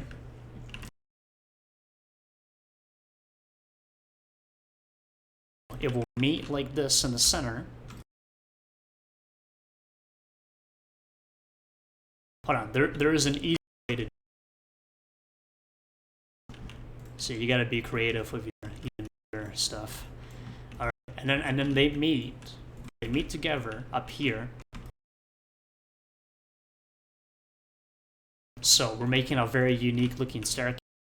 It's gonna look cool, it's gonna look natural, and it's gonna head up again. So let's do that real quick. Take that. It's not gonna be perfect, but we're just gonna cram it together. So it's okay if it doesn't look exactly perfect. That's not a realistic expectation anyway. Now, yeah, so this one isn't in the same as that one.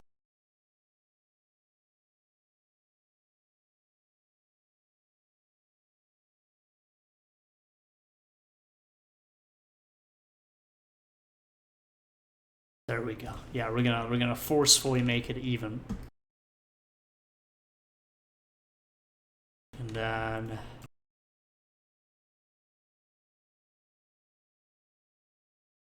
we need to go a little up. We need to go up.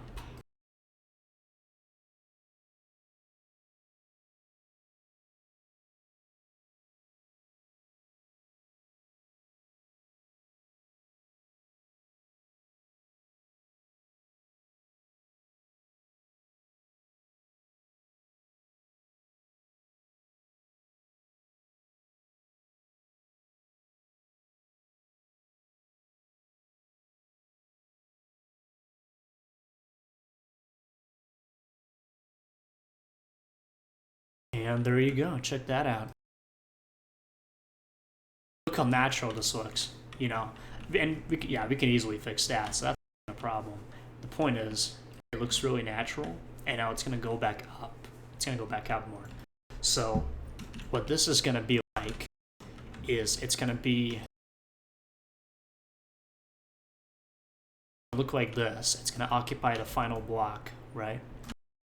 And then the opposite direction towards the entrance, and that's how it will exit. Now we don't distance as high as I damn well please. So we can take this.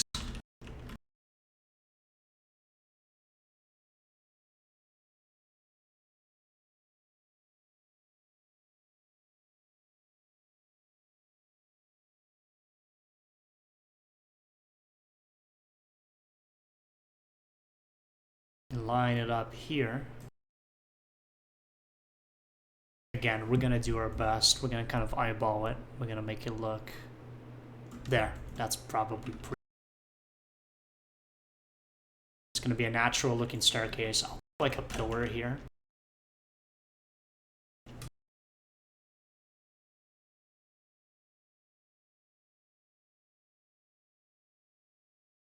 And distance.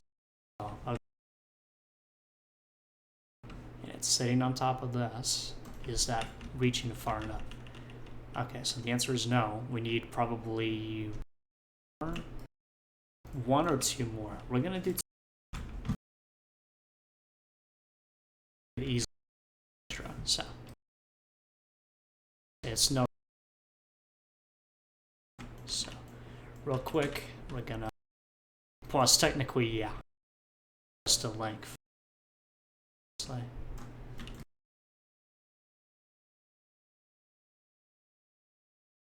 make it even. Bad. Now, like I said, I want to add a pillar to it.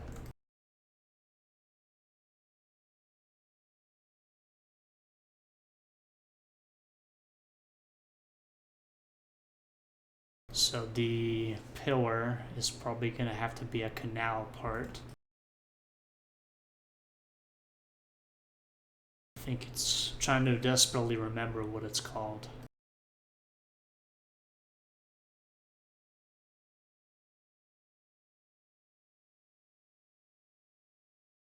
Okay, we're not going to add a pillar for now, just because I don't... Wait, I know what it's called. It's called a support, isn't it? I'm pretty sure that's what it's called. Yeah.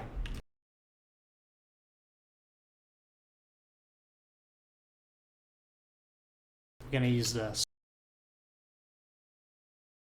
Or we could use a Camino prop, which probably honestly not out of place.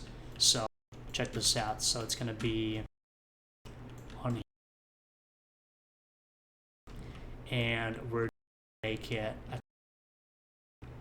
Hold on, maybe something small. No, never mind. So we're gonna do that. See, look at that. Gotta admit, it looks cool.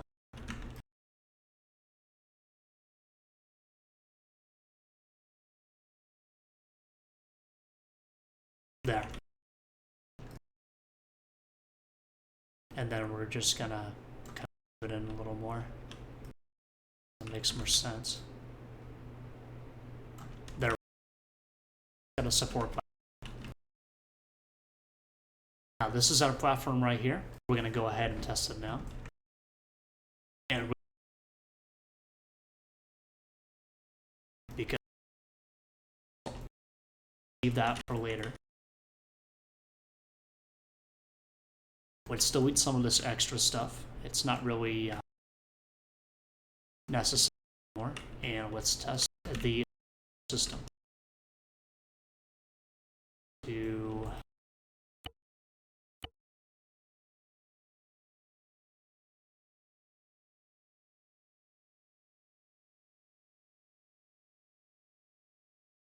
So it'll be kind of like this, sitting on top. And boom, there you go. As you can see, it's basically to penetrate. Making this actually look nice might be a little difficult, but it's definitely possible, so I'm not too worried about it. what we're going to do here, let me see what it looks like without this. Okay, so without it, it doesn't, it kind of reaches, just barely. So, two things we can do. We can lower the entire floor. The entire roof, which isn't optimal because as you can see, we found a pretty decent spot where we could put these bunkers on top and it's, or option two. Option two is, so first we make the space for it. So let's say, you can see it's attached to these two base plates and also this one. So what we're gonna do, we're gonna take this one and all we're gonna do is we're gonna scoot it out of the way like this to reveal the staircase. And we're going to, let's see, need to come up with a good way to make this look natural. Okay, I have a plan. I got a genius plan. So here's what we're gonna keep this jutting out.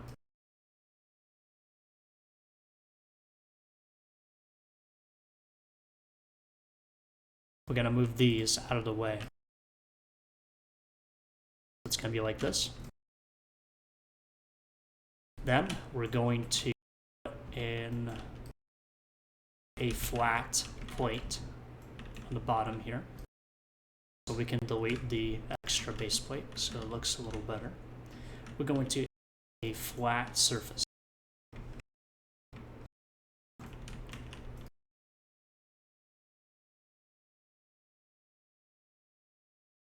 Like that. And we're gonna extend it a few more and we're gonna make a very unique looking staircase. We will have to pull this one back a little bit, but not as much as you might think. So it'll still look okay. And then, let's see.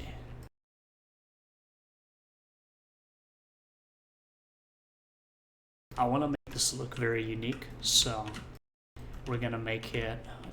We need about this much. Show you what we're gonna do.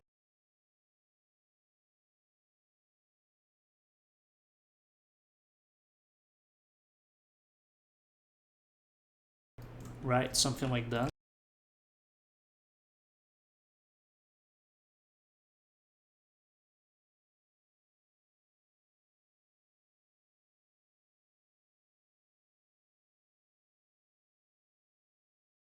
Okay, and now all we have to do to fix this like that space here is we're gonna make two versions. Like two versions of this.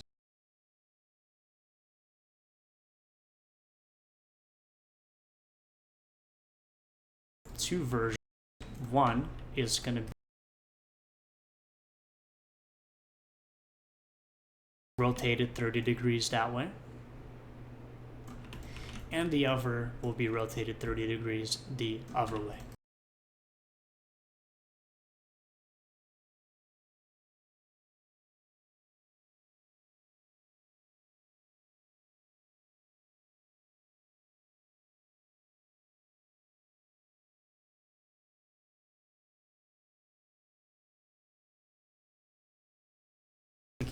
I'm trying to do, dear viewer, we are making this a very cool looking ramp that goes directions. So it pretty much go any way they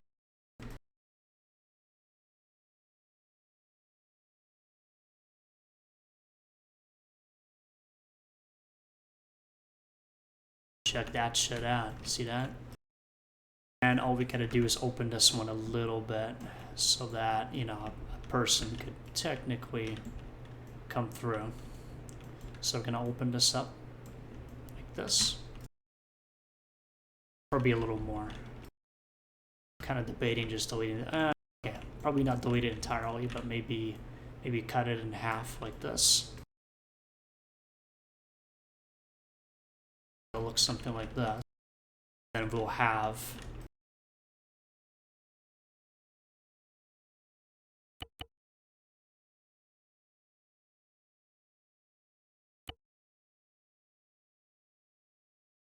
Don't forget, we need that translation grid, or else we can't, we can't properly attach these together.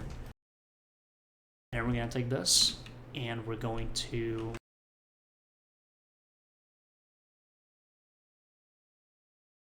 seal up the dead space using these.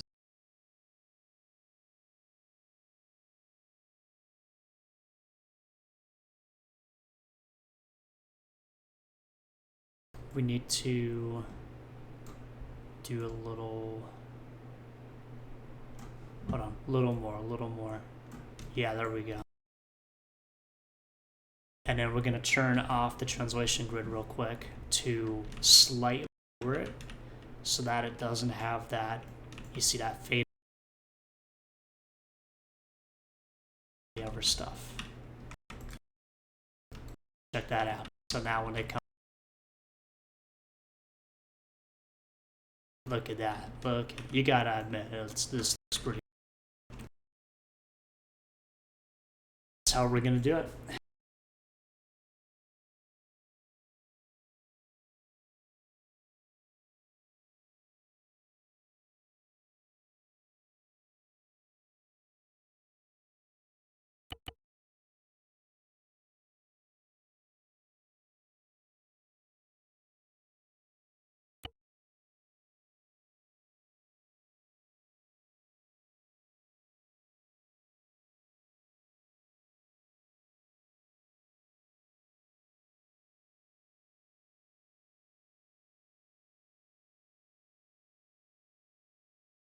We need to try to keep these as even as possible and as similar as possible. That helps avoid certain problems. And then again, we're going to slightly lower it. Like so. Boom. Check that. See what it looks like when we actually test it, because I do. Remember, key C is really important. So we got that ready. Now we're going to go ahead and you see it.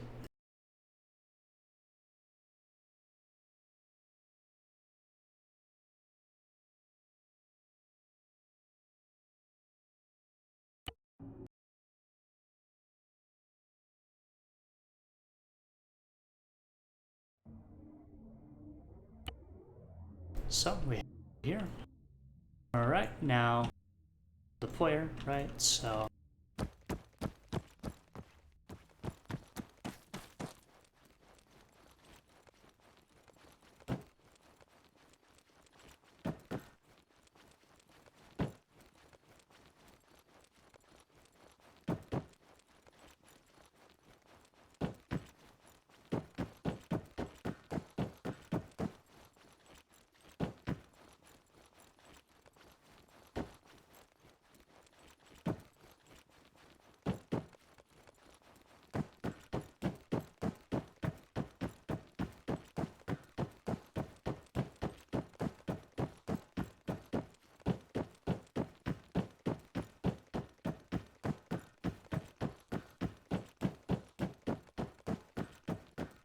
nothing is uneven. Yeah, see, look at that. It's perfect. So it will be no problems. And there you go. And of course, as a final touch, right, we're gonna go back in here and going to make all of this whole thing. We're gonna go attributes, and we are going to make it all a simple object that cannot take damage, because we don't want it to blow up or anything like that. And we're gonna save. And just real quick, again, when you make things simple objects, there is risk involved in doing that. So we're gonna go back in here and we're gonna make sure it's okay.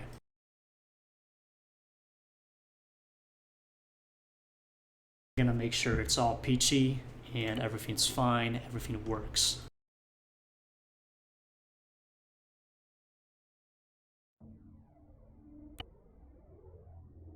Later, I'll not record it. All I care about is, yeah, it seems like it works. And this thing is large and you could make a similar structure with a larger opening and make it like a vehicle deployment filming because it's so big. But anyway,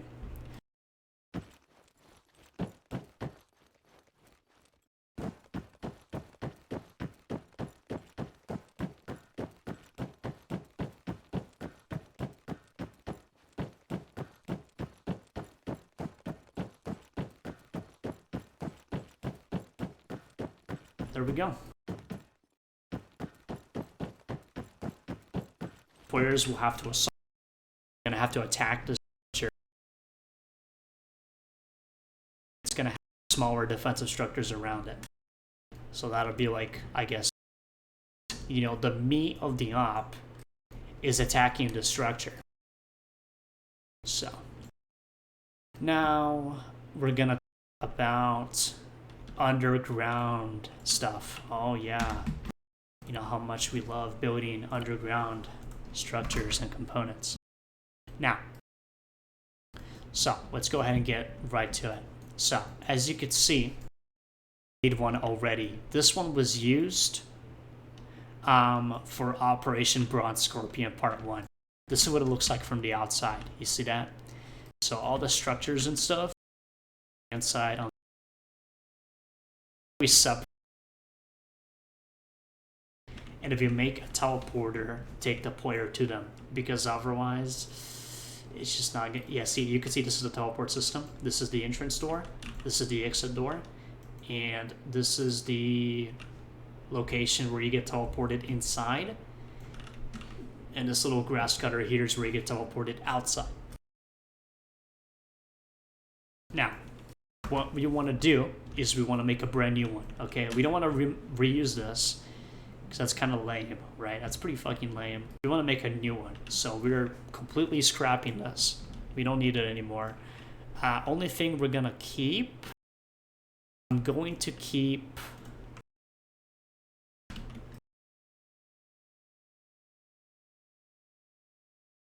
I'm gonna guess this is used.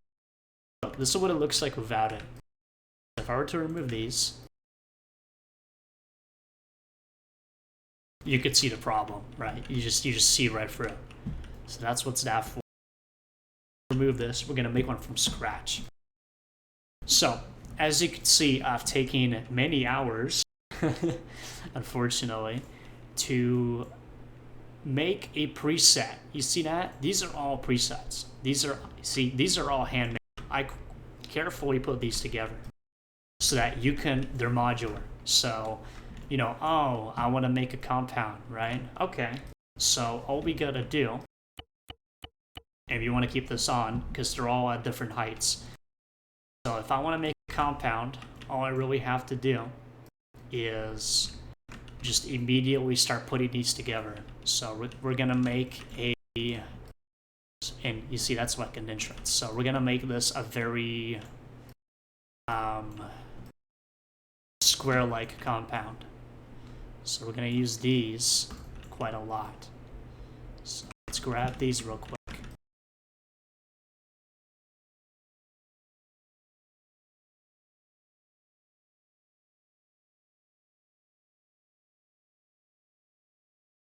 So they come in through here, and then all we gotta do is we gotta click these together. Of course, this requires some time and effort as well, as you can see, because you gotta do it perfectly, or else the players might fall through the terrain during some areas, or they'll have other issues that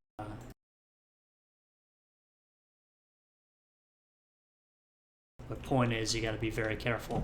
This is definitely an area where we use, the rotation grid. This is why it's super helpful.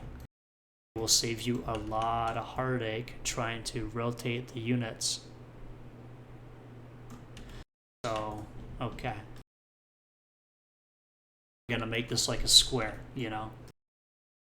It's gonna all come in together. Hold on, we're gonna... Let's see. We need to kind of, what I like to do, right? You open up like a paint application, like a very basic Microsoft Paint, and you draw out the layout you want, okay? See, I'm good enough where I could kind of freehand, but most people aren't. So if you feel like you want to like draw out the layout first, I do recommend it because it could help a lot. I what I'm doing a circular platform where a lot of paths don't actually go anywhere. You know, it just kind of dead ends. That's what I want, and that's what I shall have. We're gonna remove the doors for now because we're gonna add them later, like post-process. We're gonna add them as the final step.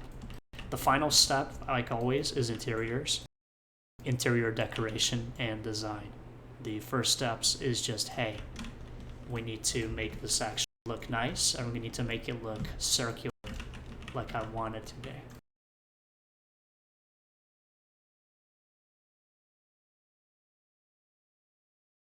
We're gonna make it like a box.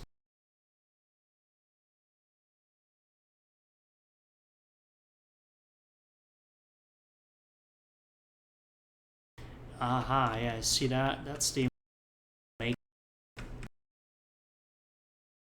Yeah, it's even. That's the importance of making presets like that. If you don't, you have issues. You'll have issues like this. Now to be extra careful because the elevation is slightly off. Slight deviations like that will make it look significantly different, which would obviously be, not very pleasant for the players or me as the mission maker.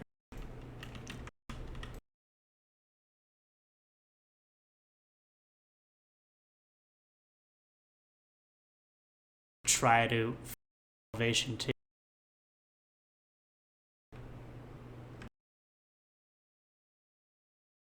That's where you make the most mistakes is elevation. Try to keep parts from because that's avoid the elevation problem. Like if I take these with me. Oh, that's not right. Looks like it doesn't want to cooperate right now. Sometimes this shit breaks and you gotta reload the session. It is what it is. Yeah, you see that? See what it's doing? Doesn't want to cooperate so much.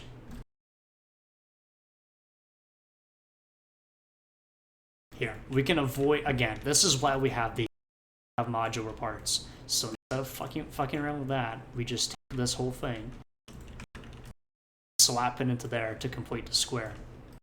Now we don't have to mess with the other nonsense. So here, let's remove that. And then we're just gonna slot this in here. Like this, you feel me?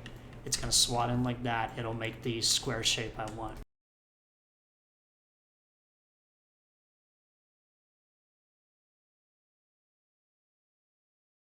Okay, now we just check these. So we press tab to make it all disappear. We just check everything. It looks normal.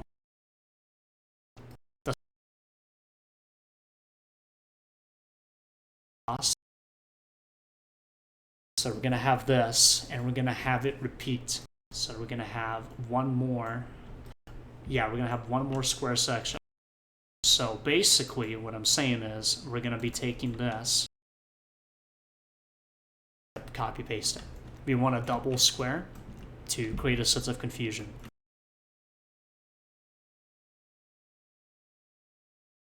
So as you can see, it's causing me some issues right now.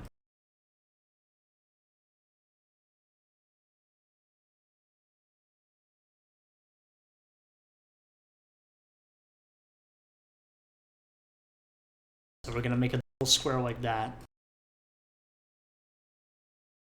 And over here, it's gonna veer off to the right, up.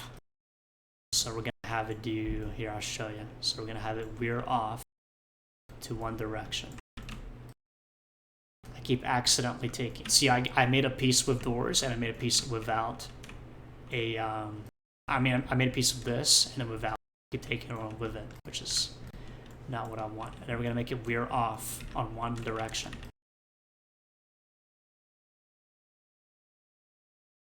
Selecting things is a pain in the ass. What can I say?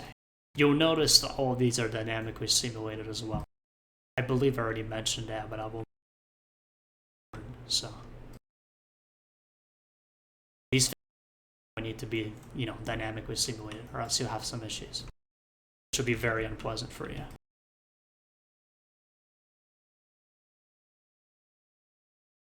Any custom interior, by the way, interior, you should have it that simulated. Completely remove simulation, anything you can. It will benefit a lot.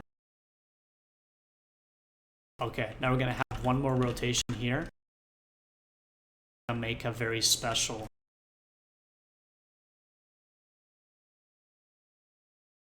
thing.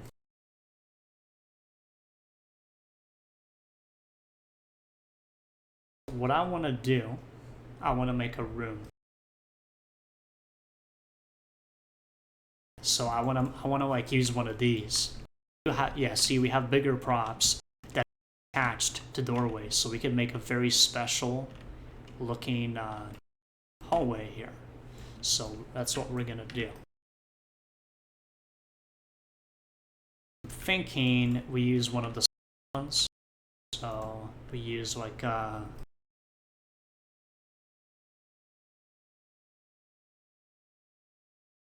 we can make a giant room, like a massive room, and they're gonna have to fight their way through it. I think that'll be good. Yeah, we could do a control room, but I'm kind of like, might be a little lame.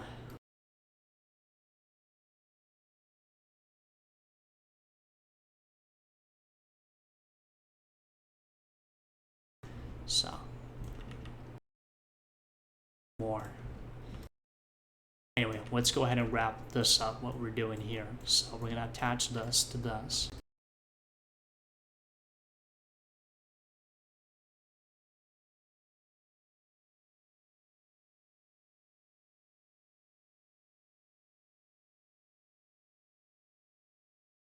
Now here, we've again made a preset.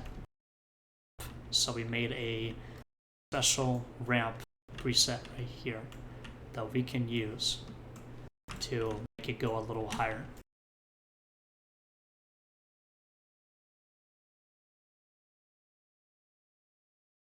Question is it going to be high enough? Yes, it is. Perfect. So now it's going to go up.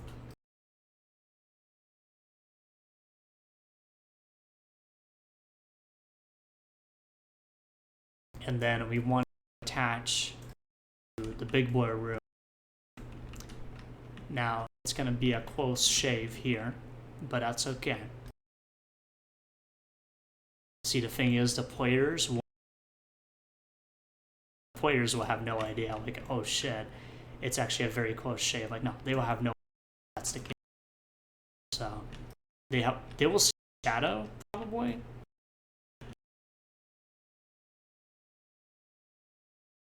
So that will lead to the control room. So they're gonna. Now what we want to do here is wall on this side, because as you can see, unfortunately, a lot of these props are made in strange ways.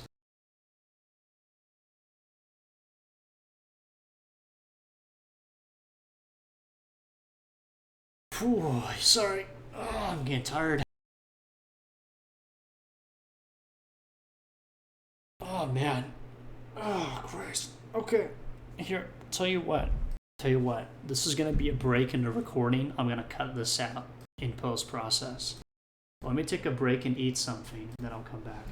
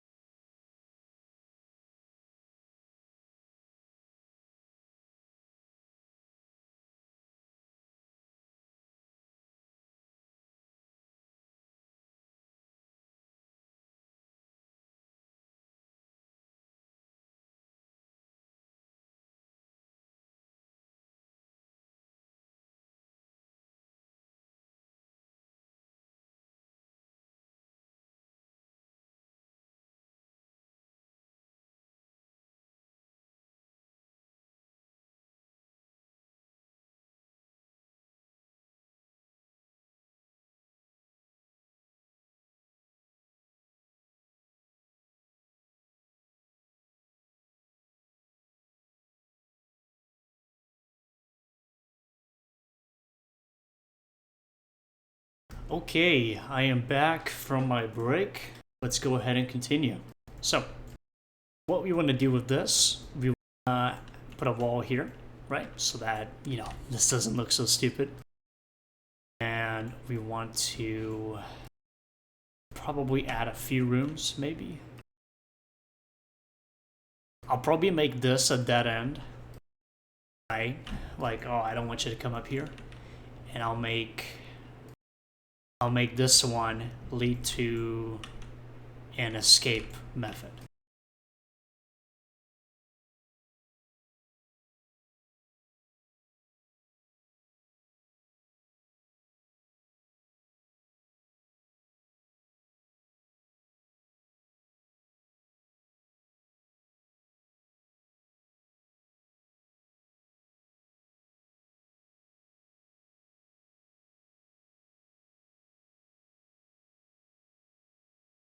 Sorry, I was looking for a corridor end. See that? This is just an ending.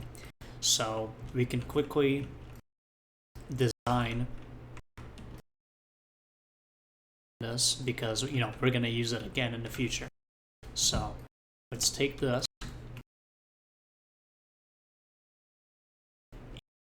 and a piece that I can use again in the future that will be used to quickly end a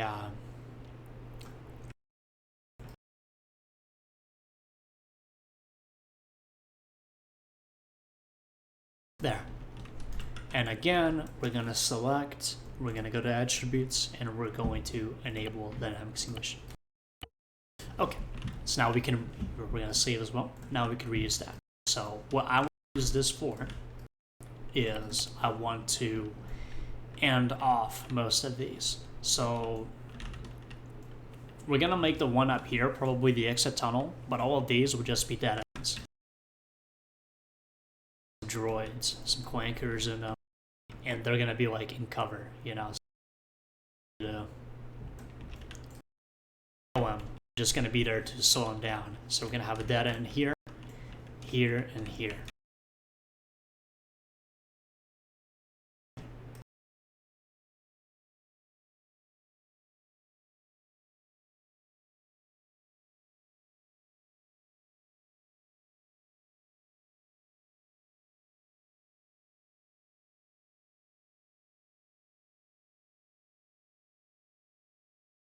See, I got it a little misaligned, but we could use the second tool, translation widget, to drag it the way I want it without having to like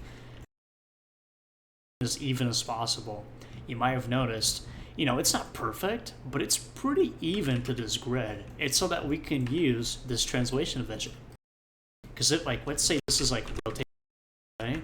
Then a translation widget is also rotated. You see that? So we keep everything nice and even so that we can manipulate it the way we want it. So we have this, and yeah, see that? We need to push this one in a little more. What about this one? This one's fine. This one here needs to be pushed in more. So it's like that. We want to keep it merged, so we don't want to take out of their experience by, making a shitty op. So we're going to check literally, make sure everything works. The very time-consuming part of this is going to be running the length of the entire thing just to make sure it works, but it kind of is what it is. Sometimes you gotta do things you might not really want to do. We're going to close these doors as well, so that they have to find the right way, This will be the right way, but I'm going to force them to look for it. We need to close that off. We're going to use a row of these walls. How big it is? Like 3 or 4. And we're going to seal. Looks like we're going to do like 3. We're going to take these and we're going to make the wall right here. So it'll be a wall like this. I'm aware it looks a little ghetto, but that's how it is. We're gonna use as little of it as possible. See if we can just use 2. Is that possible? It might be. Yeah, hold on.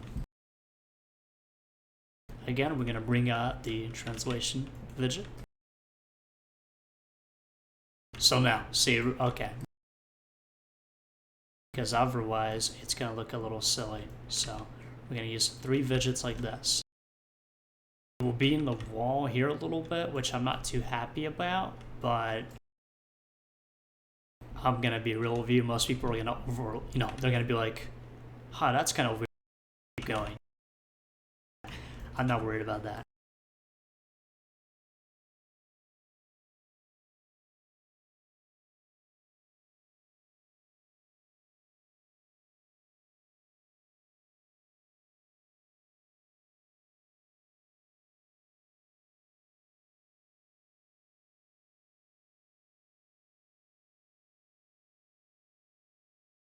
Okay. Now the escape room area is gonna be a teleport. It's gonna teleport them to a different area. We're gonna make it look really cool. So, yummy sandwich. All right, so here's what we're gonna do. Easy peasy. We're gonna take the usual end piece. Where I put it, there it is. We're gonna take this. We're gonna extend it by like let's 2. So here, we're gonna grab 2 more pieces from here. And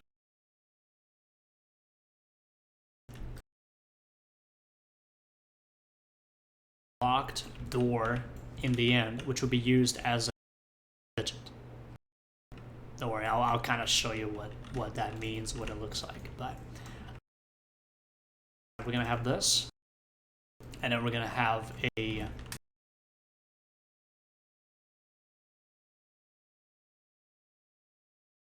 it's called a corridor. There, this one. That's a teleporter door. So we'll script that to make it teleport. I'm gonna put it over here. The correct exit. The other exit meant to force them to engage more enemies than they probably want to.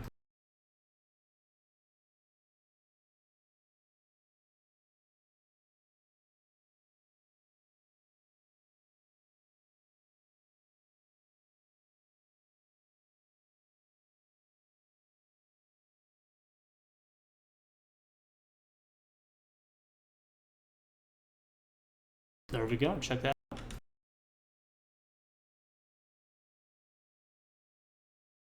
Let's see what that looks like from the inside.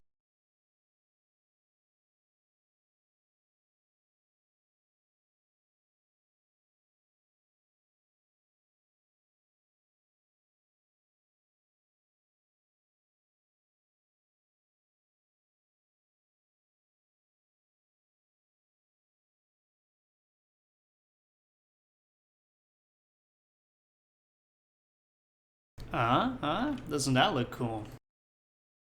You gotta admit, it looks cool. We're gonna have ramps leading up to this upper area.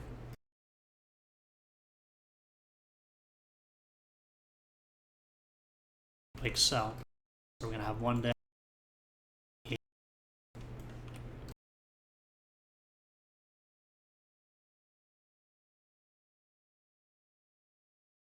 You know, them as even as possible, but you know, it doesn't have to be perfect. Okay, now for the fun part. So what we're gonna do, because I'm evil, right? I'm gonna increase the difficulty of the op. We're gonna be taking my door position here. It's just a composition because you see that it's like almost perfectly even. We could probably make it even better now. Let's see. Yeah, check that out. Okay. And we're gonna take this and we're gonna put it in front of all of these.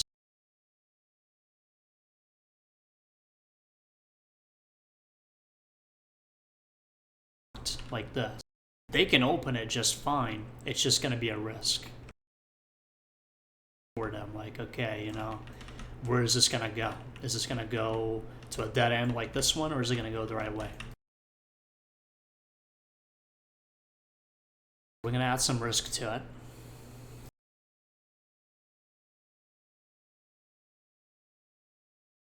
Like that, and then we're gonna close these two.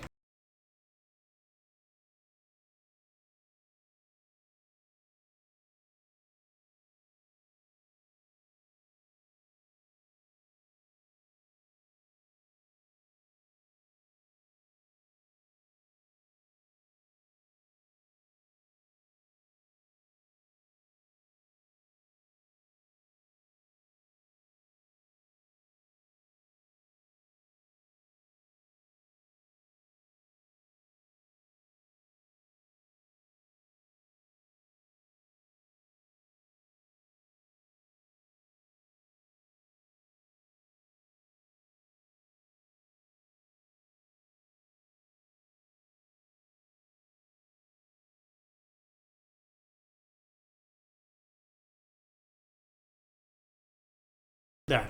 So now there's gonna be a sense of, you gotta like pick one.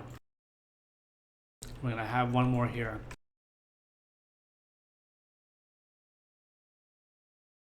As well, because I'm evil. So we're gonna have one more, and then we're gonna have a few more doors.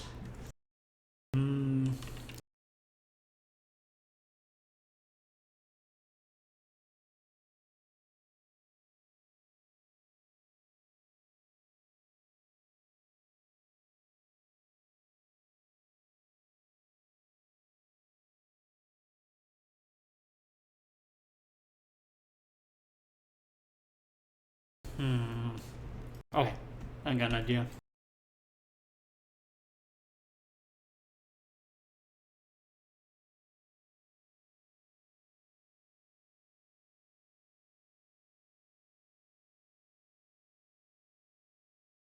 So we're gonna have one here. We're gonna have one.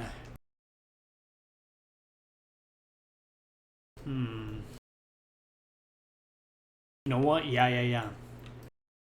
I got a great idea. Here's what we're gonna do. We're gonna have doorways on every single T intersection. So every time there's an intersection like this,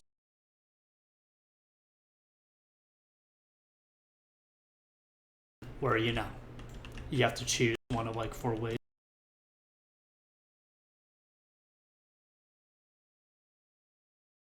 Again, if you want to instill a feeling of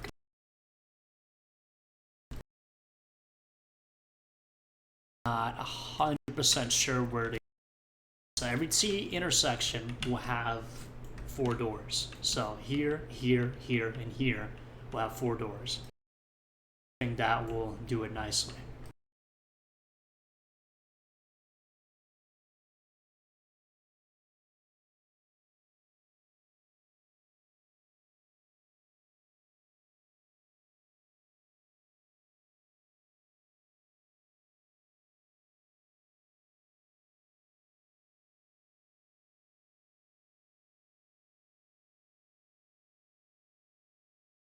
Yeah, I guess you could say I'm an evil bastard.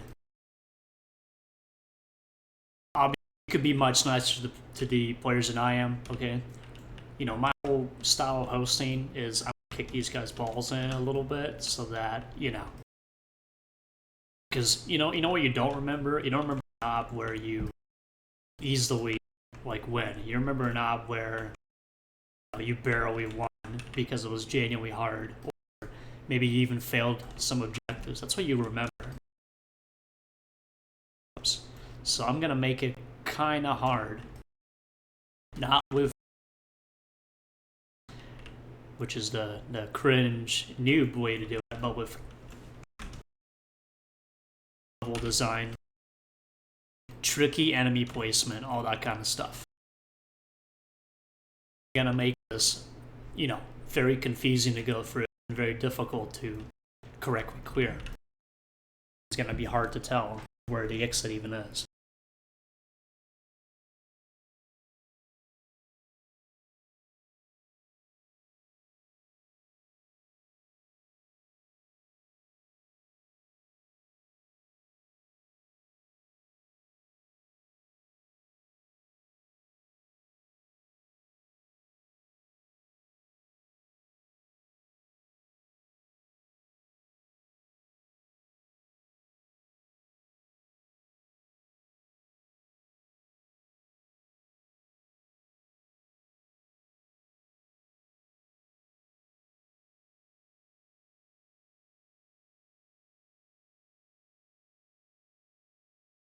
Alright, look at that. Now that is beautiful. Look at that.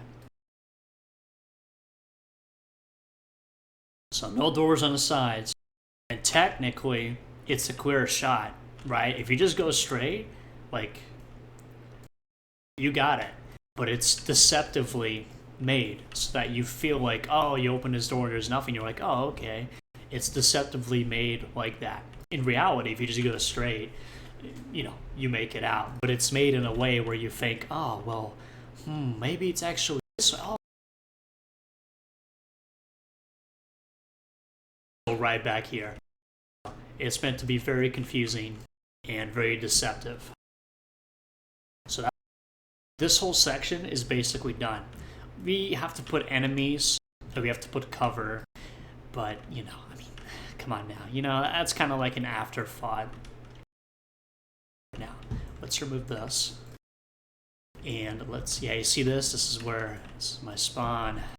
But this one's outdated, so we can remove it. I'll keep it for now. Point is, there we go.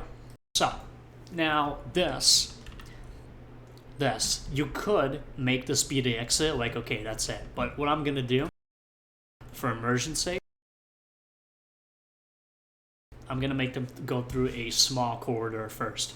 It's gonna be very small though. I'm not gonna have anything like fancy or crazy. It's just gonna be a very small, like, corridor like this. I'll show you.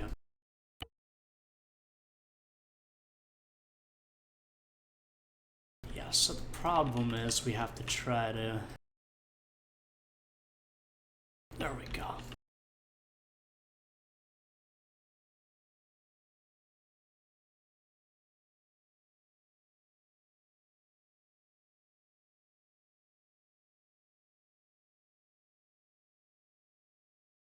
I do have presets of these corridors as well. I just don't have them made for this mod pack. So I'll make, yeah, different style of corridor. It's much smaller, but it's good. You know, hey, you're not going to like a big fucking massive hot base like this. You're going to some like tiny shitter FOB. They're good for that. I'm gonna be using it as like a utility. So they're basically like exiting the they're exiting the, what's it called? The exit. They're gonna be coming out this way. I'll put like enemies in here, maybe like 2 guys, you know. But this is basically it. Short and simple exit, and then they're gonna come out.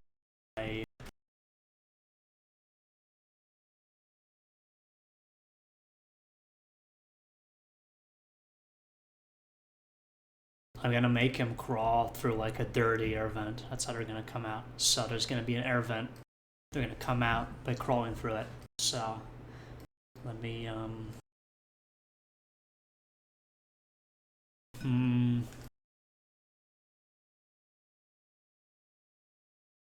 how big is this one? I mean, God.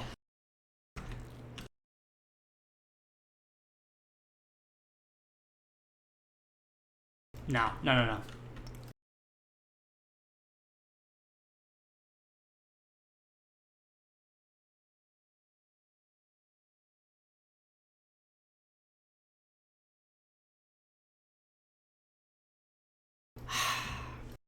See, some of the struggle is just finding what you need. There it is.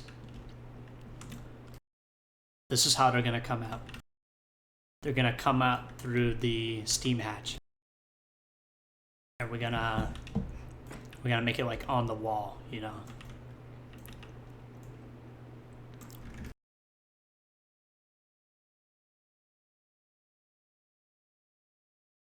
It's gonna be on. That's G is a dirty air vent. We're gonna put these together.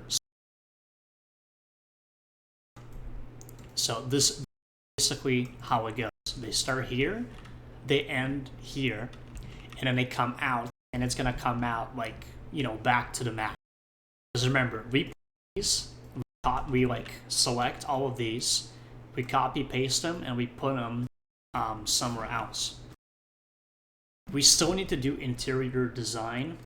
I might do that very quickly just to show you what it looks like. But it's honestly a relatively quick process. Like, it's not so bad. All you really have to do, get some kind of cover objects, whatever you want to use. We're gonna be using we're gonna be using, you know, because this is the mod we're using. We're gonna be using CIS barricades. So we're gonna be using CIS. Be using these shields because see this one? It's too big. The AI can't shoot over it. But this one's fair game. AI can shoot over it. So we're gonna have these. And I think the last one I wanted to use. Okay, no, that's just silly. That just looks so. Wait, ooh, look at this one. We can maybe use this one. Again, we're going to select all these. We're going to go to attributes, and we're going to enable dynamic simulation. For this object, we might even do simple object, honestly, because it's literally a piece of cover. You know what I mean? And if it's a piece of cover, it doesn't matter if you can't interact with it. It's just a brick. It's just meant to stop bullets. So we're not looking for perfection. Now, what we want to do with these, with cover objects that the AI can't use, we want to not for the AI, for the players. So I'm putting these, it's for the players. So when the players are running these corners, they can actually take cover.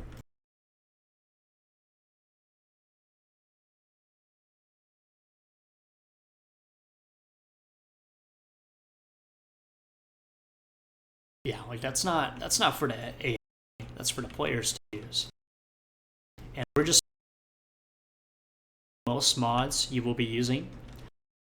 This mod is kind of, they actually added markings on the floor, which are really helpful with the texture. Because see, you could like put cover specific spots and make it all look nice and even. That's not always going to be the case, but at least for this mod, it's all good. Again, I think I mentioned it like in the very beginning. I'm going to link some mods in the description. For example, where you get these. See these pieces? I will show you where you get these. You know, don't ask me about the Star Wars stuff. It looks like it's 3AS. But thank you, GM stuff. This stuff. I with any mod pack. Want to do? You could use those. You know, it's not like faction specific. So, okay, we got the pieces of cover there. We're gonna make this straight shot really brutal. So if they want to go through here, they're gonna be fighting with very minimal cover, and there's gonna be a lot of enemies.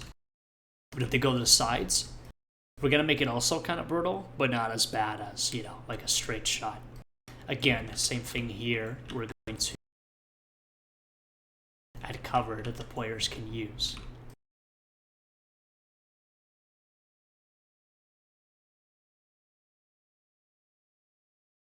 Oh, okay. We want to fix that. That looks silly. See this side. See that. This one though. Yeah, we might want to try to fix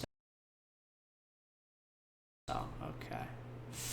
That might be a problem.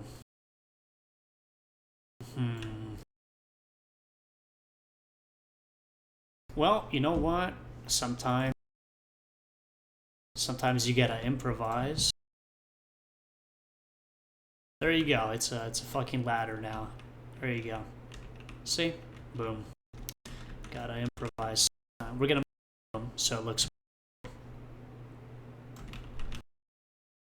There you go. See, that's why we check things. Oh, it looks like we got a small deviation here. Where? might be, yeah, you see that? The height is off. Ooh, that's rough. Okay. Now, okay. Fix it. What is it? Okay, so it's pretty much everywhere. See that? That's why height is so important, because once the height gets messed up, it's pretty much game over. Because now all of this is messed up too. So here, where's the height messed up? The height is messed up here. Well, that's great, but now these are messed up too. So in this kind of case, we have two options. We could try to fix it, or we could. Now I'm gonna vote for now. I said I jokingly vote to not touch it. We're gonna test it first. Okay. Now, as long as it's functional, I'm gonna fix. See, you hey, you know, why does this okay. Check these real. I forgot to turn off. So if these are lined up, just make sure they're all.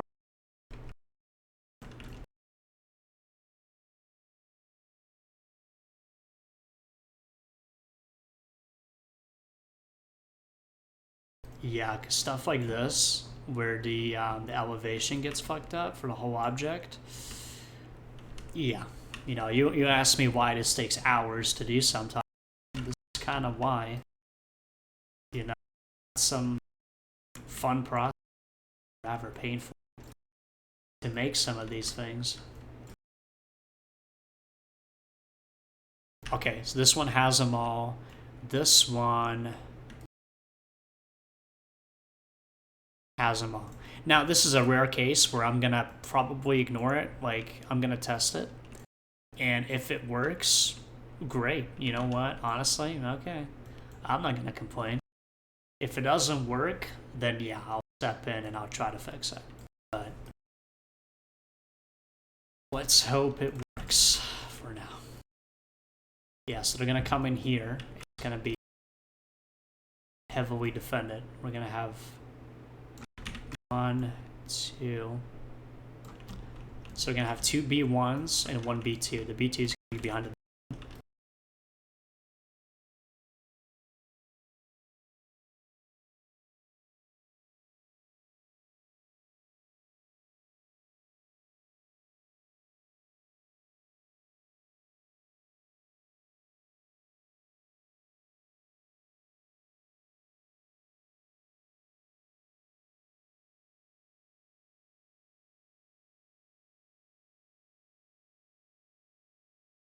I'm gonna make a similar kind of pattern, but I will fuck around with the distance a lot. Some add some variety to it. Make it also make it more challenging. You know, you're not quite sure. See, for example, maybe I'll put a B2 on that side, but on this side, I'm not gonna put a B2. So we're gonna add a lot of variety to it as well. And then on the sides, we're gonna have, let's see, 1, 2, 3. So on this third one, we're gonna put 1.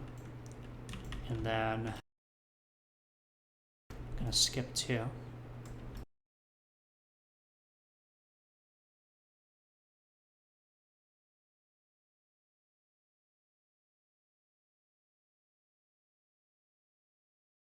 Like that.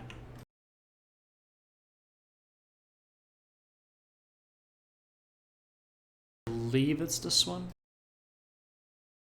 We could always fix it. Yep, look at that. Perfectly even. Adding some uniformity helps a lot to make the mission, you know, look like you care. Which I obviously do. If I'm making all this shit, I hope you can tell I care. I hope this is informative from this.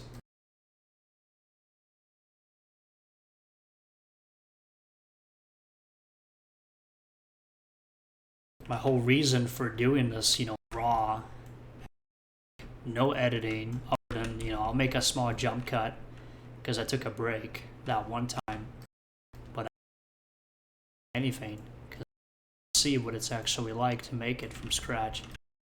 It's not very pleasant, but is it worth it though? Yeah, I would say so. I would say it's worth it. You give the players an experience they are not gonna, this is what this are genuinely unique and have a lot of soul in them. Okay. See that? So we got this all ready. Now here, we're going to mix the pattern up. We're going to change the pattern of how the cover is going to look like. So instead of the usual, we're going to have it be different. So here, we're going to have, to encourage them to flank, most of the enemy forces will be facing the front. So they will be expecting them to come straight, which means if they flank him to the side, they will be at an advantage again. They'll have the upper hand. So they attack from the sides. These guys are not in cover. This is going to be 4 B2s. It's going to be a full pod of B2s. If they flank from here, easy kill. If they go straight, not so much. They're in cover, So that's how we're going to change the pattern up a little bit. Here we're not going to put anything. Let's see. Let me think.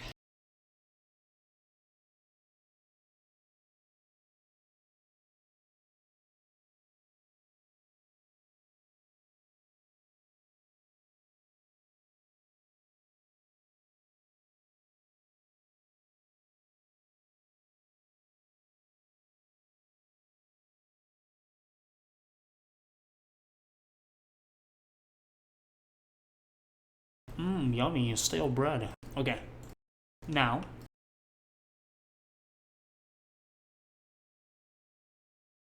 alright, listen, I'm feeling kind of lazy, so I'm probably going to keep the pattern in this square here, pretty uniform. So let's do like,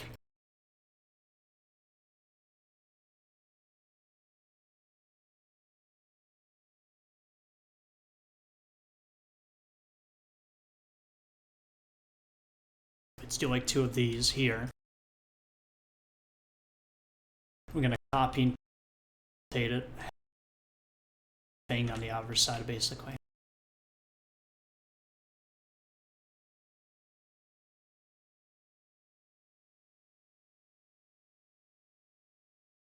So like this, basically. I'm not going to care too much if it's even. I just want it. Though I think it is. Yeah, pretty sure I got it.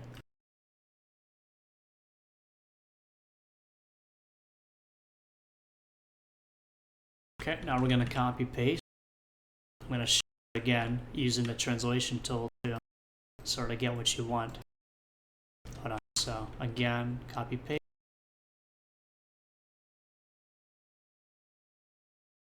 This time you rotate it this way.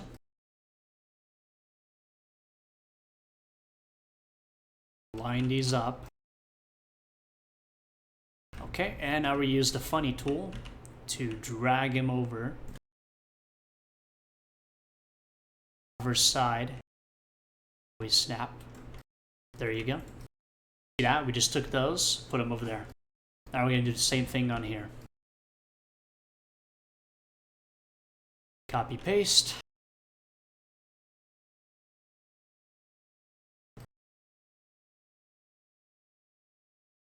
Because again, we want to reward flanking.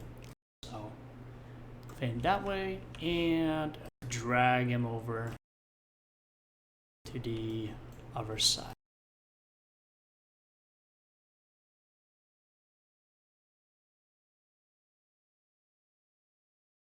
Downside is, yeah, I'm gonna have to manually touch these. That's okay.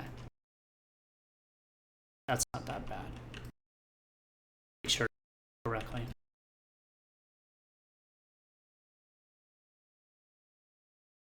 These are fine. Yeah. Okay. And there you go. Now here, again, I want to incentivize going straight. I mean, going, like, flanking. So what we're going to do here, we're going to do something a little more scary. Here we're going to have an actual fucking turret. Okay, so we're going to have an actual gun that can, you know, really kill somebody really quickly. So we're going to have a stationary turret in the center.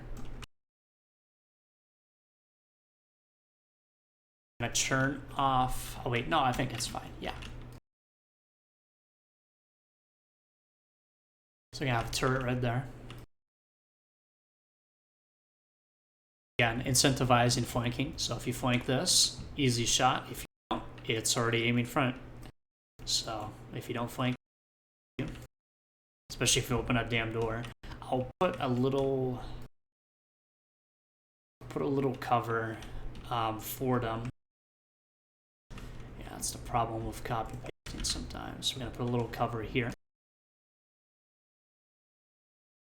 because I am evil, but I'm also very just and fair. So we're gonna put a little. So in the event we fuck up and they open this front door, it's not instant death.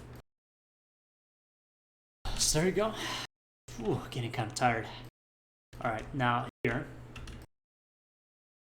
we're gonna put pretty much here. We're gonna put one B2, a single B2, just more than this. So a single B2 in there. Okay, this is the final door. So, let me think.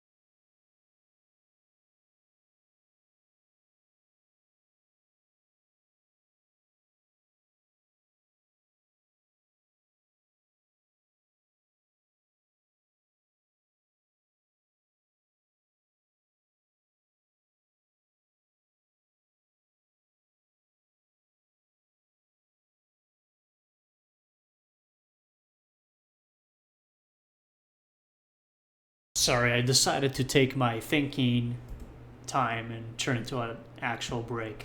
Here's my genius plan. So we're going to set up basically two B2s, okay? There's going to be two B2, no, one. We're going to put one B2 here. It's going to be completely surrounded by cover, and it's going to have a shotgun. So it's going to be a shotgun B2. So no matter what direction you know, it's going to be probably.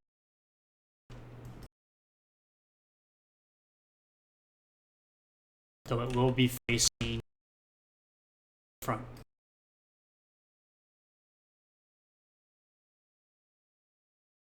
Like that, basically. Yeah, it's going to be a shotgun B2. Okay. Again, we want to reward flanking, so we're going to put an extra piece of cover that only they can use so well. So, like that.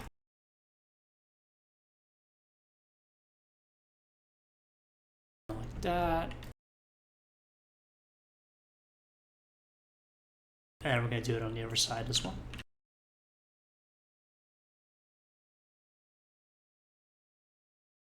So, you know, yeah, you could get lost pretty easily in here, but at the same time, if you do get lost, you will actually be at a slight advantage when you open that door.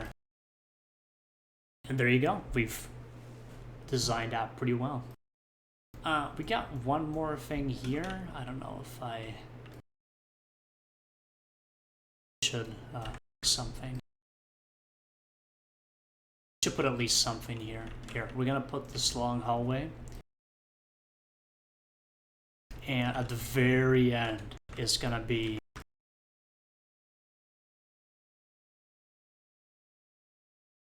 basically a firing line. So there's gonna be about, let's do like 4 at the very end, and they're gonna be shooting. So it's gonna be like a medium range engagement, and then they'll come up here. I'll put like one guy as like a guard, you know, for shits and giggles. Probably without cover, because, you know. Now, they come in here. What am I gonna do in here now?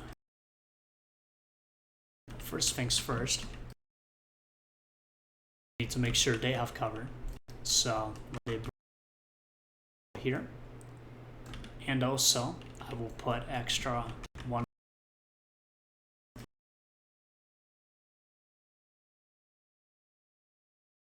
here. So here,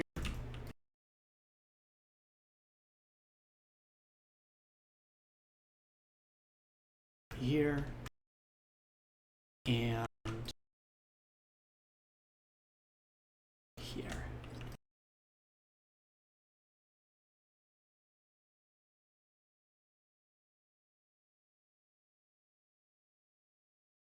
And you could just walk out the corners. So there's going to be a square here.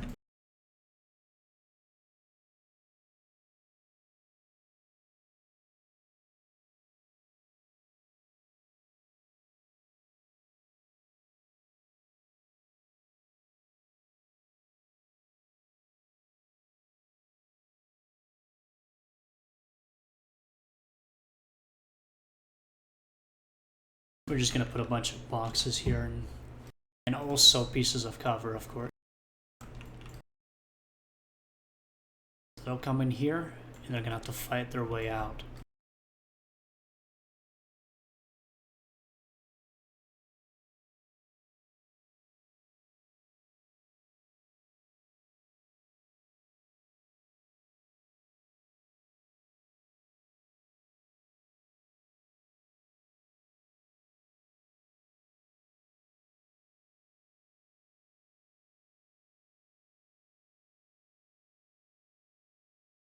Again, we're not going to go overboard, though I definitely, you know. Again, we need to keep in mind FPS, so we need to keep the AI amount low. So there will be a lot of cover, and there will be a lot of different AI placements, but the total amount will actually be, you know, relatively low. So these are the traps. So if they open these, they lead nowhere. It's just behind it. So they open that, they get ambushed. They open that, they get ambushed, and then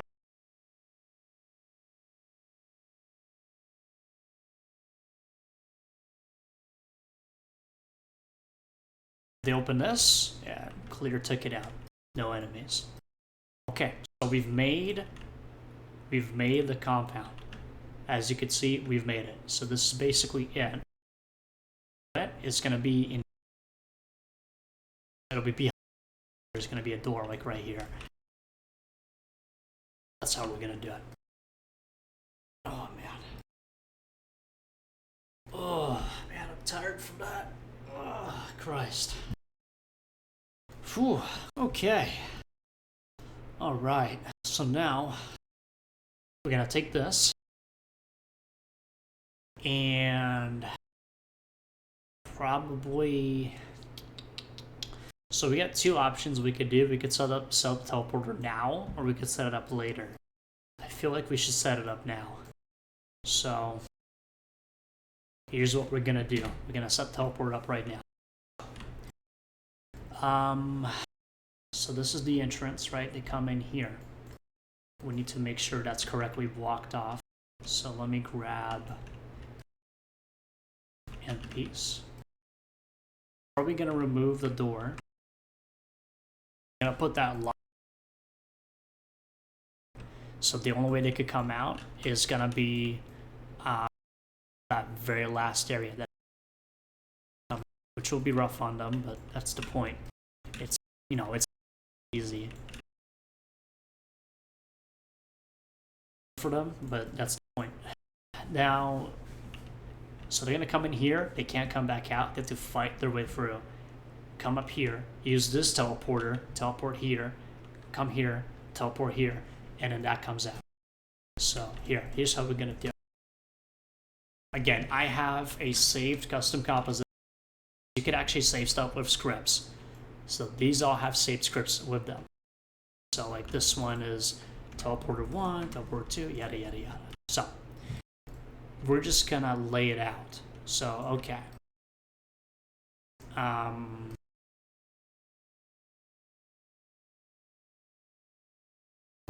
Yeah, it's gonna be rough to make. Okay, so here.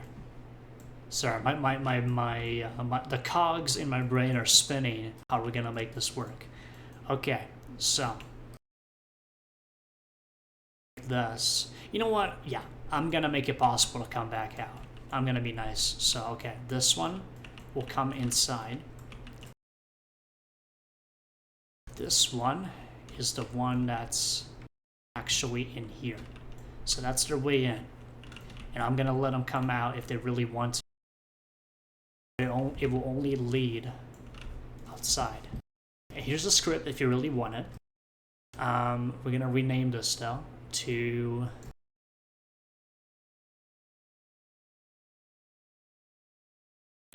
right, and we're gonna say this one is gonna be there we go. There we go. Okay.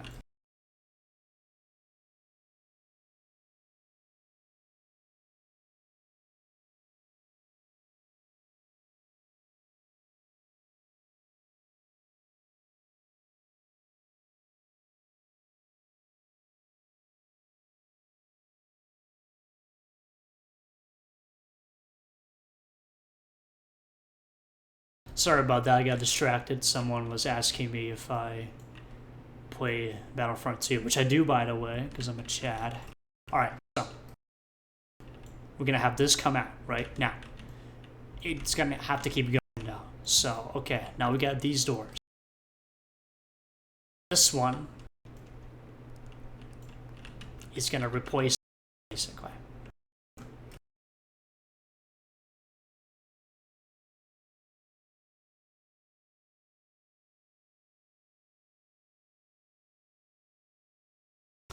Ay, ay, ay.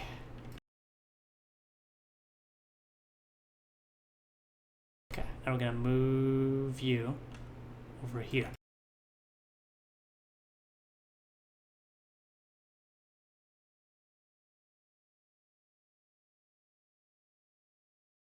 That's gonna come out into the shaft. This is the maintenance shaft. Basically nothing here as a transport to get out. So then they spawn here. Okay, now the next one is basically a one-way trip. Okay, one-way trip. So the last one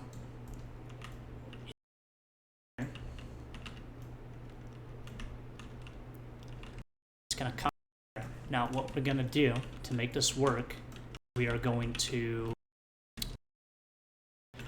make this work, we're gonna transfer the script from the third air vent.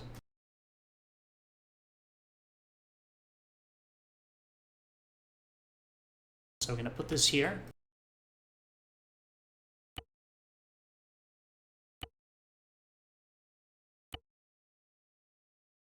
And we're going to add the script there. Now,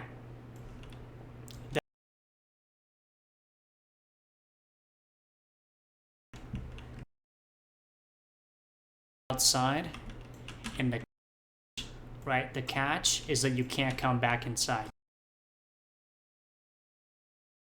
This door will do nothing, and this teleporter will do nothing. So you could come out, you can't come back in. Once you're out of the maintenance shaft, you're done.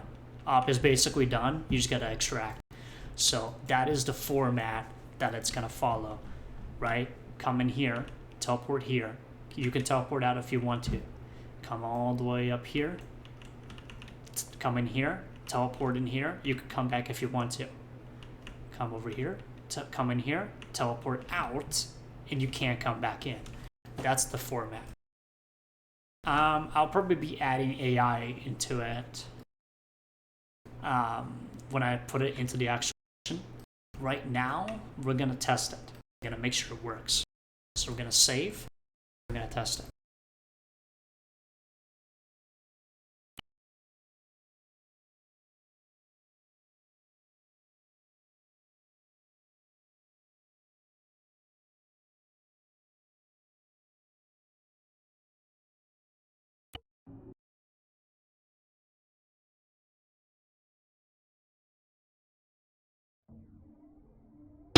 Okay, so now we're gonna, real quick, just to make sure it's all, you know, it's all peachy. All right, yeah, that seems good to me. All right, go ahead and test this. So, you know, oh, you find this door, and then you teleport, and then you can come back out if you want to. So we're gonna come in through. I'm in pain.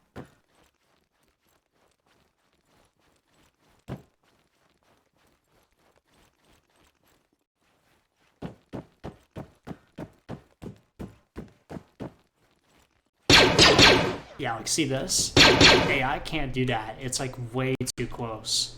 AI can't do that. So yeah, I can't really use that one so well. And right, I'm gonna run into the gun. Which is some scary stuff, so I hope they flank.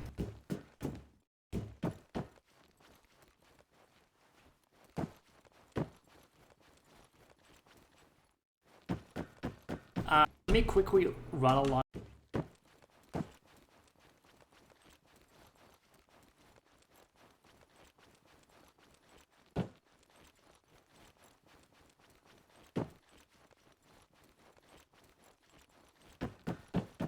Fight the B2.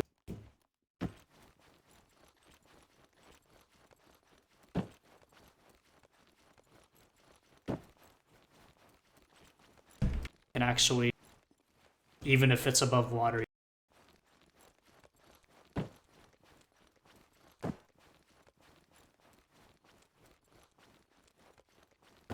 Here, someone opens the door, the rest take cover.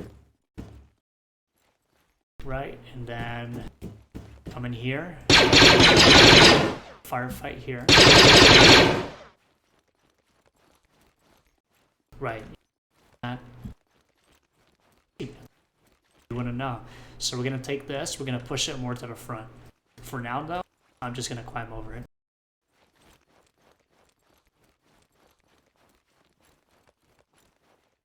Okay.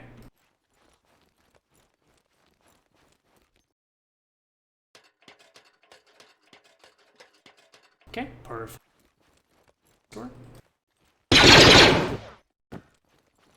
And if you want to come back, kind of drop down.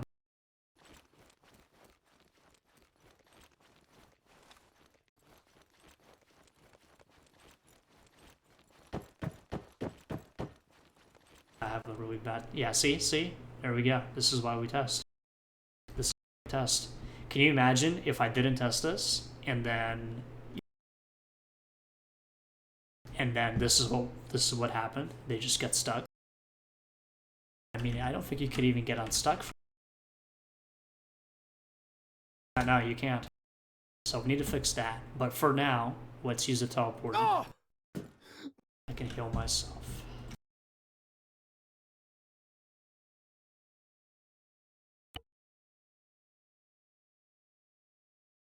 Okay.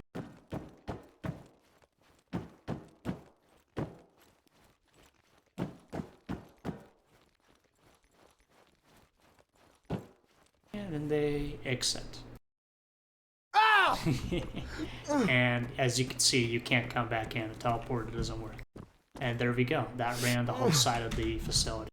So what we need to fix is that final area next to the door.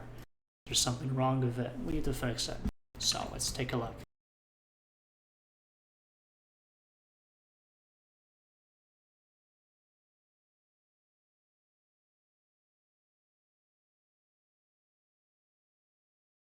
We're just gonna grab this whole part. So this whole part and the door.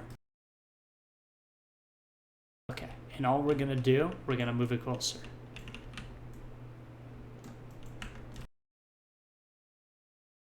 We're gonna take it and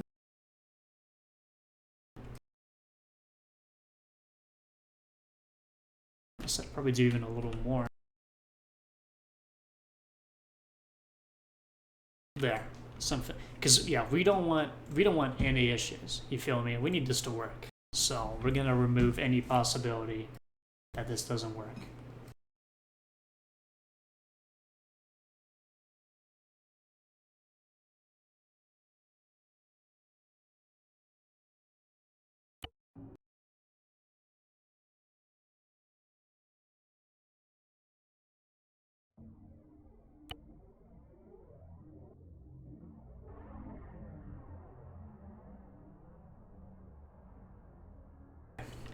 Again, we're just gonna run the length of this real quick, just in case, because I'm kind of nervous that, oh, I'm kind of nervous that some of the doors don't quite work. So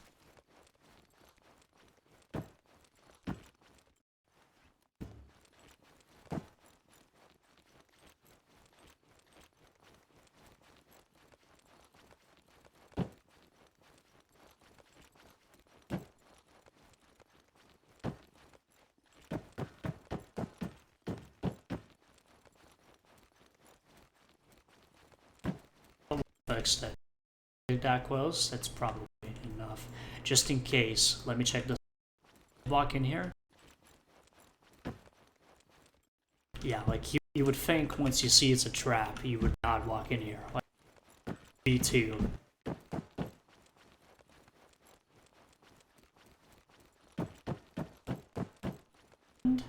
Aha, okay, you see that? So we're gonna have to look more into that and try to fix it. So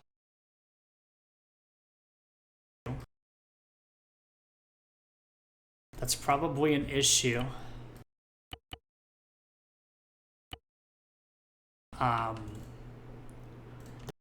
Let's see here. Let me disable my damage. We're gonna test that. So, okay. What if I'm on the right? What if I'm on this side?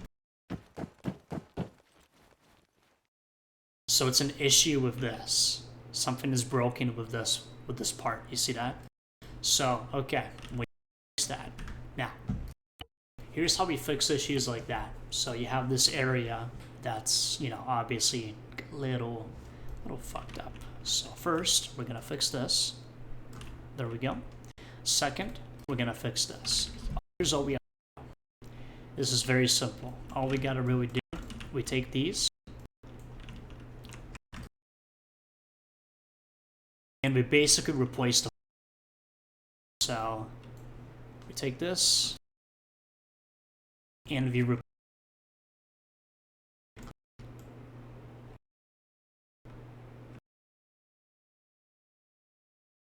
Like that. Basically like that. We replace the 4, make it dynamically simulated, maybe even make it a simple object. I'm gonna save. That should fix it. We're gonna, again, it's all about QC. We gotta QC it up.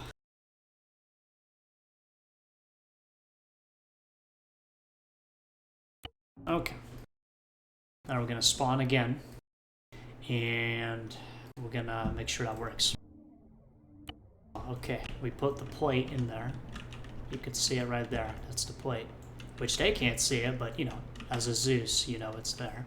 So then, okay, there's enough space.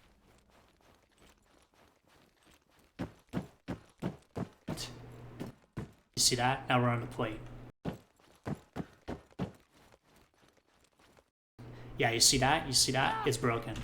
So if we want this to work, we're gonna have to if we want this to work, we're going to have to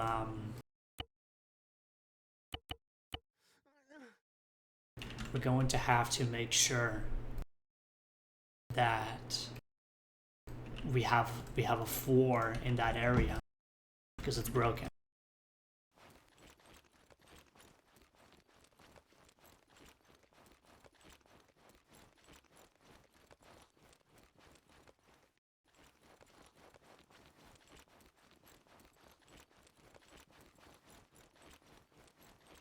Little broken. But, see that? That wall right there doesn't exist.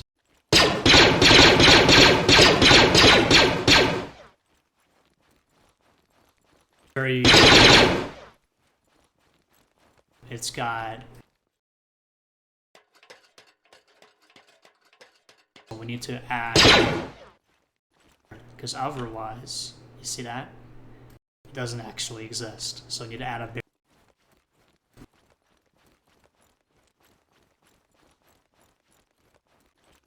Just that side. Some kind of going on. So we need to add, you see that? Add a 4 here. And we need to add walls. Because otherwise, it's going to create problems.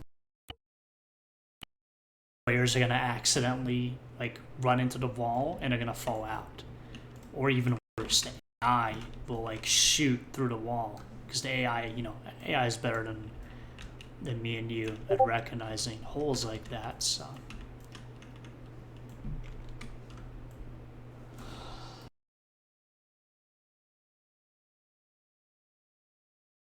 Hold on. We should just do a.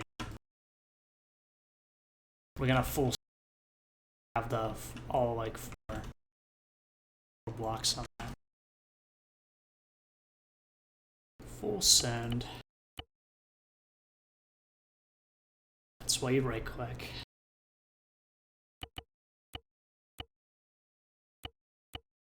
There, okay. And now this is replacing that entire 4.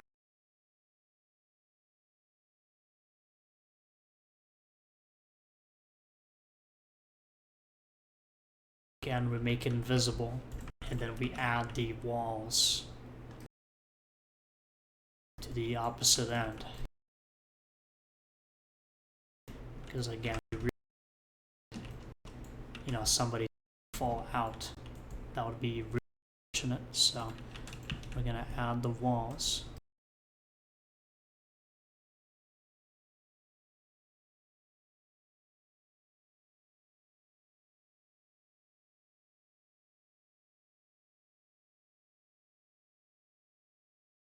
Except, you know, like this, right? And actually, yeah, you know what? We should probably just leave it like this. I know it looks silly, but it's better than. Oh, now it looks.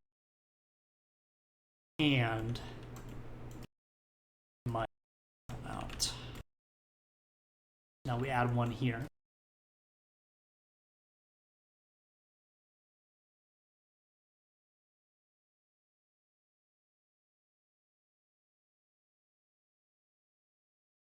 Okay, check that out. And I got a message. I should check what it was.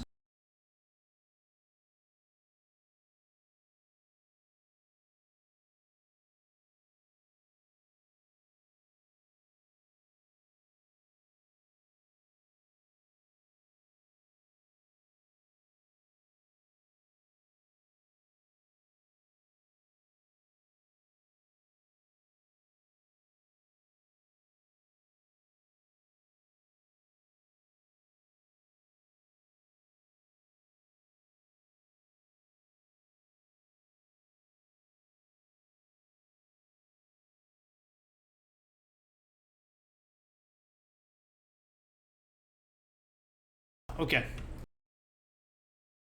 Right. Now we just got a dynamic way. Now we want to be careful. We don't want to dynamically simulate a teleporter. That would be kind of rough. So we need to very carefully here only select these and then dynamically simulate them. There we go. Perfect. Okay, yeah, that's all we gotta do is one more time.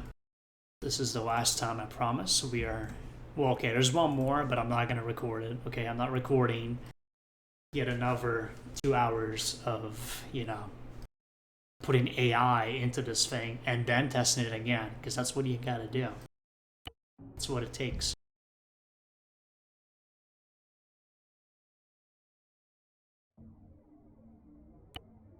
Okay. So now there's a floor and a wall. Now you're not gonna fall out if you're like you're trying to stay mobile. That's not gonna happen. If you come over here, unless you, yeah. The end. Then you will fall out. So we might have to make that a little larger just to compensate for that, because we don't want people to fall out by accident. We don't want, because you might be like over here taking cover, and then what? You fall out? Like that wouldn't be ideal. So we're gonna fix that. But other than that, this looks good. This looks like it works. So there you go. That's how you fucking QC, baby. And we're gonna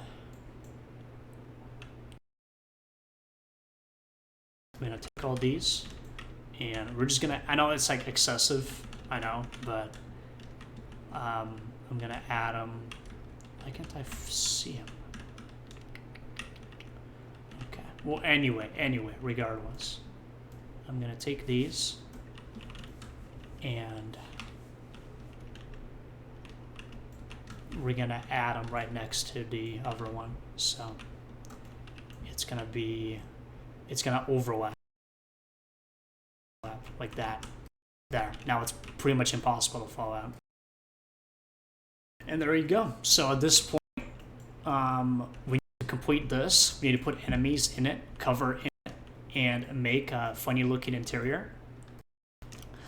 And we need to find this, as well as copy the whole thing. So select all of it, Control C, and open up the other mission, and Control V. So let me kind of show you what that looks like. So here, we're gonna move these for now. I'm still gonna use them again, but we're gonna move this out of the way. Okay, so what we do, very carefully, you copy, make sure it copies. We're gonna save. We're gonna open up my mission again. So Brass Scorpion 2 on Povo.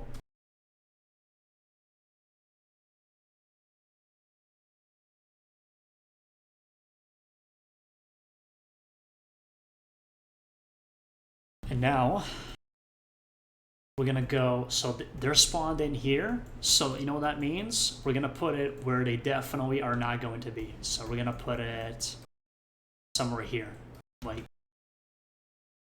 come here, like for sure.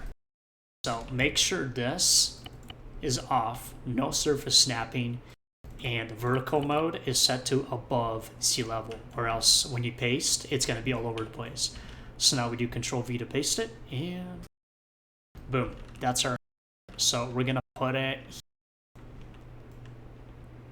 We're gonna put it kind of not too close to the. And then we're gonna mark. We're just gonna mark the area.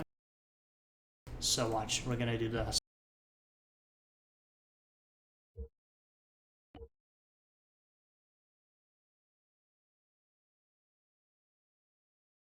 That. So if any of them come here, I could spawn Vorter Druids and just insta-kill them, because they shouldn't be here. Now, see that? Again, you need to be very careful.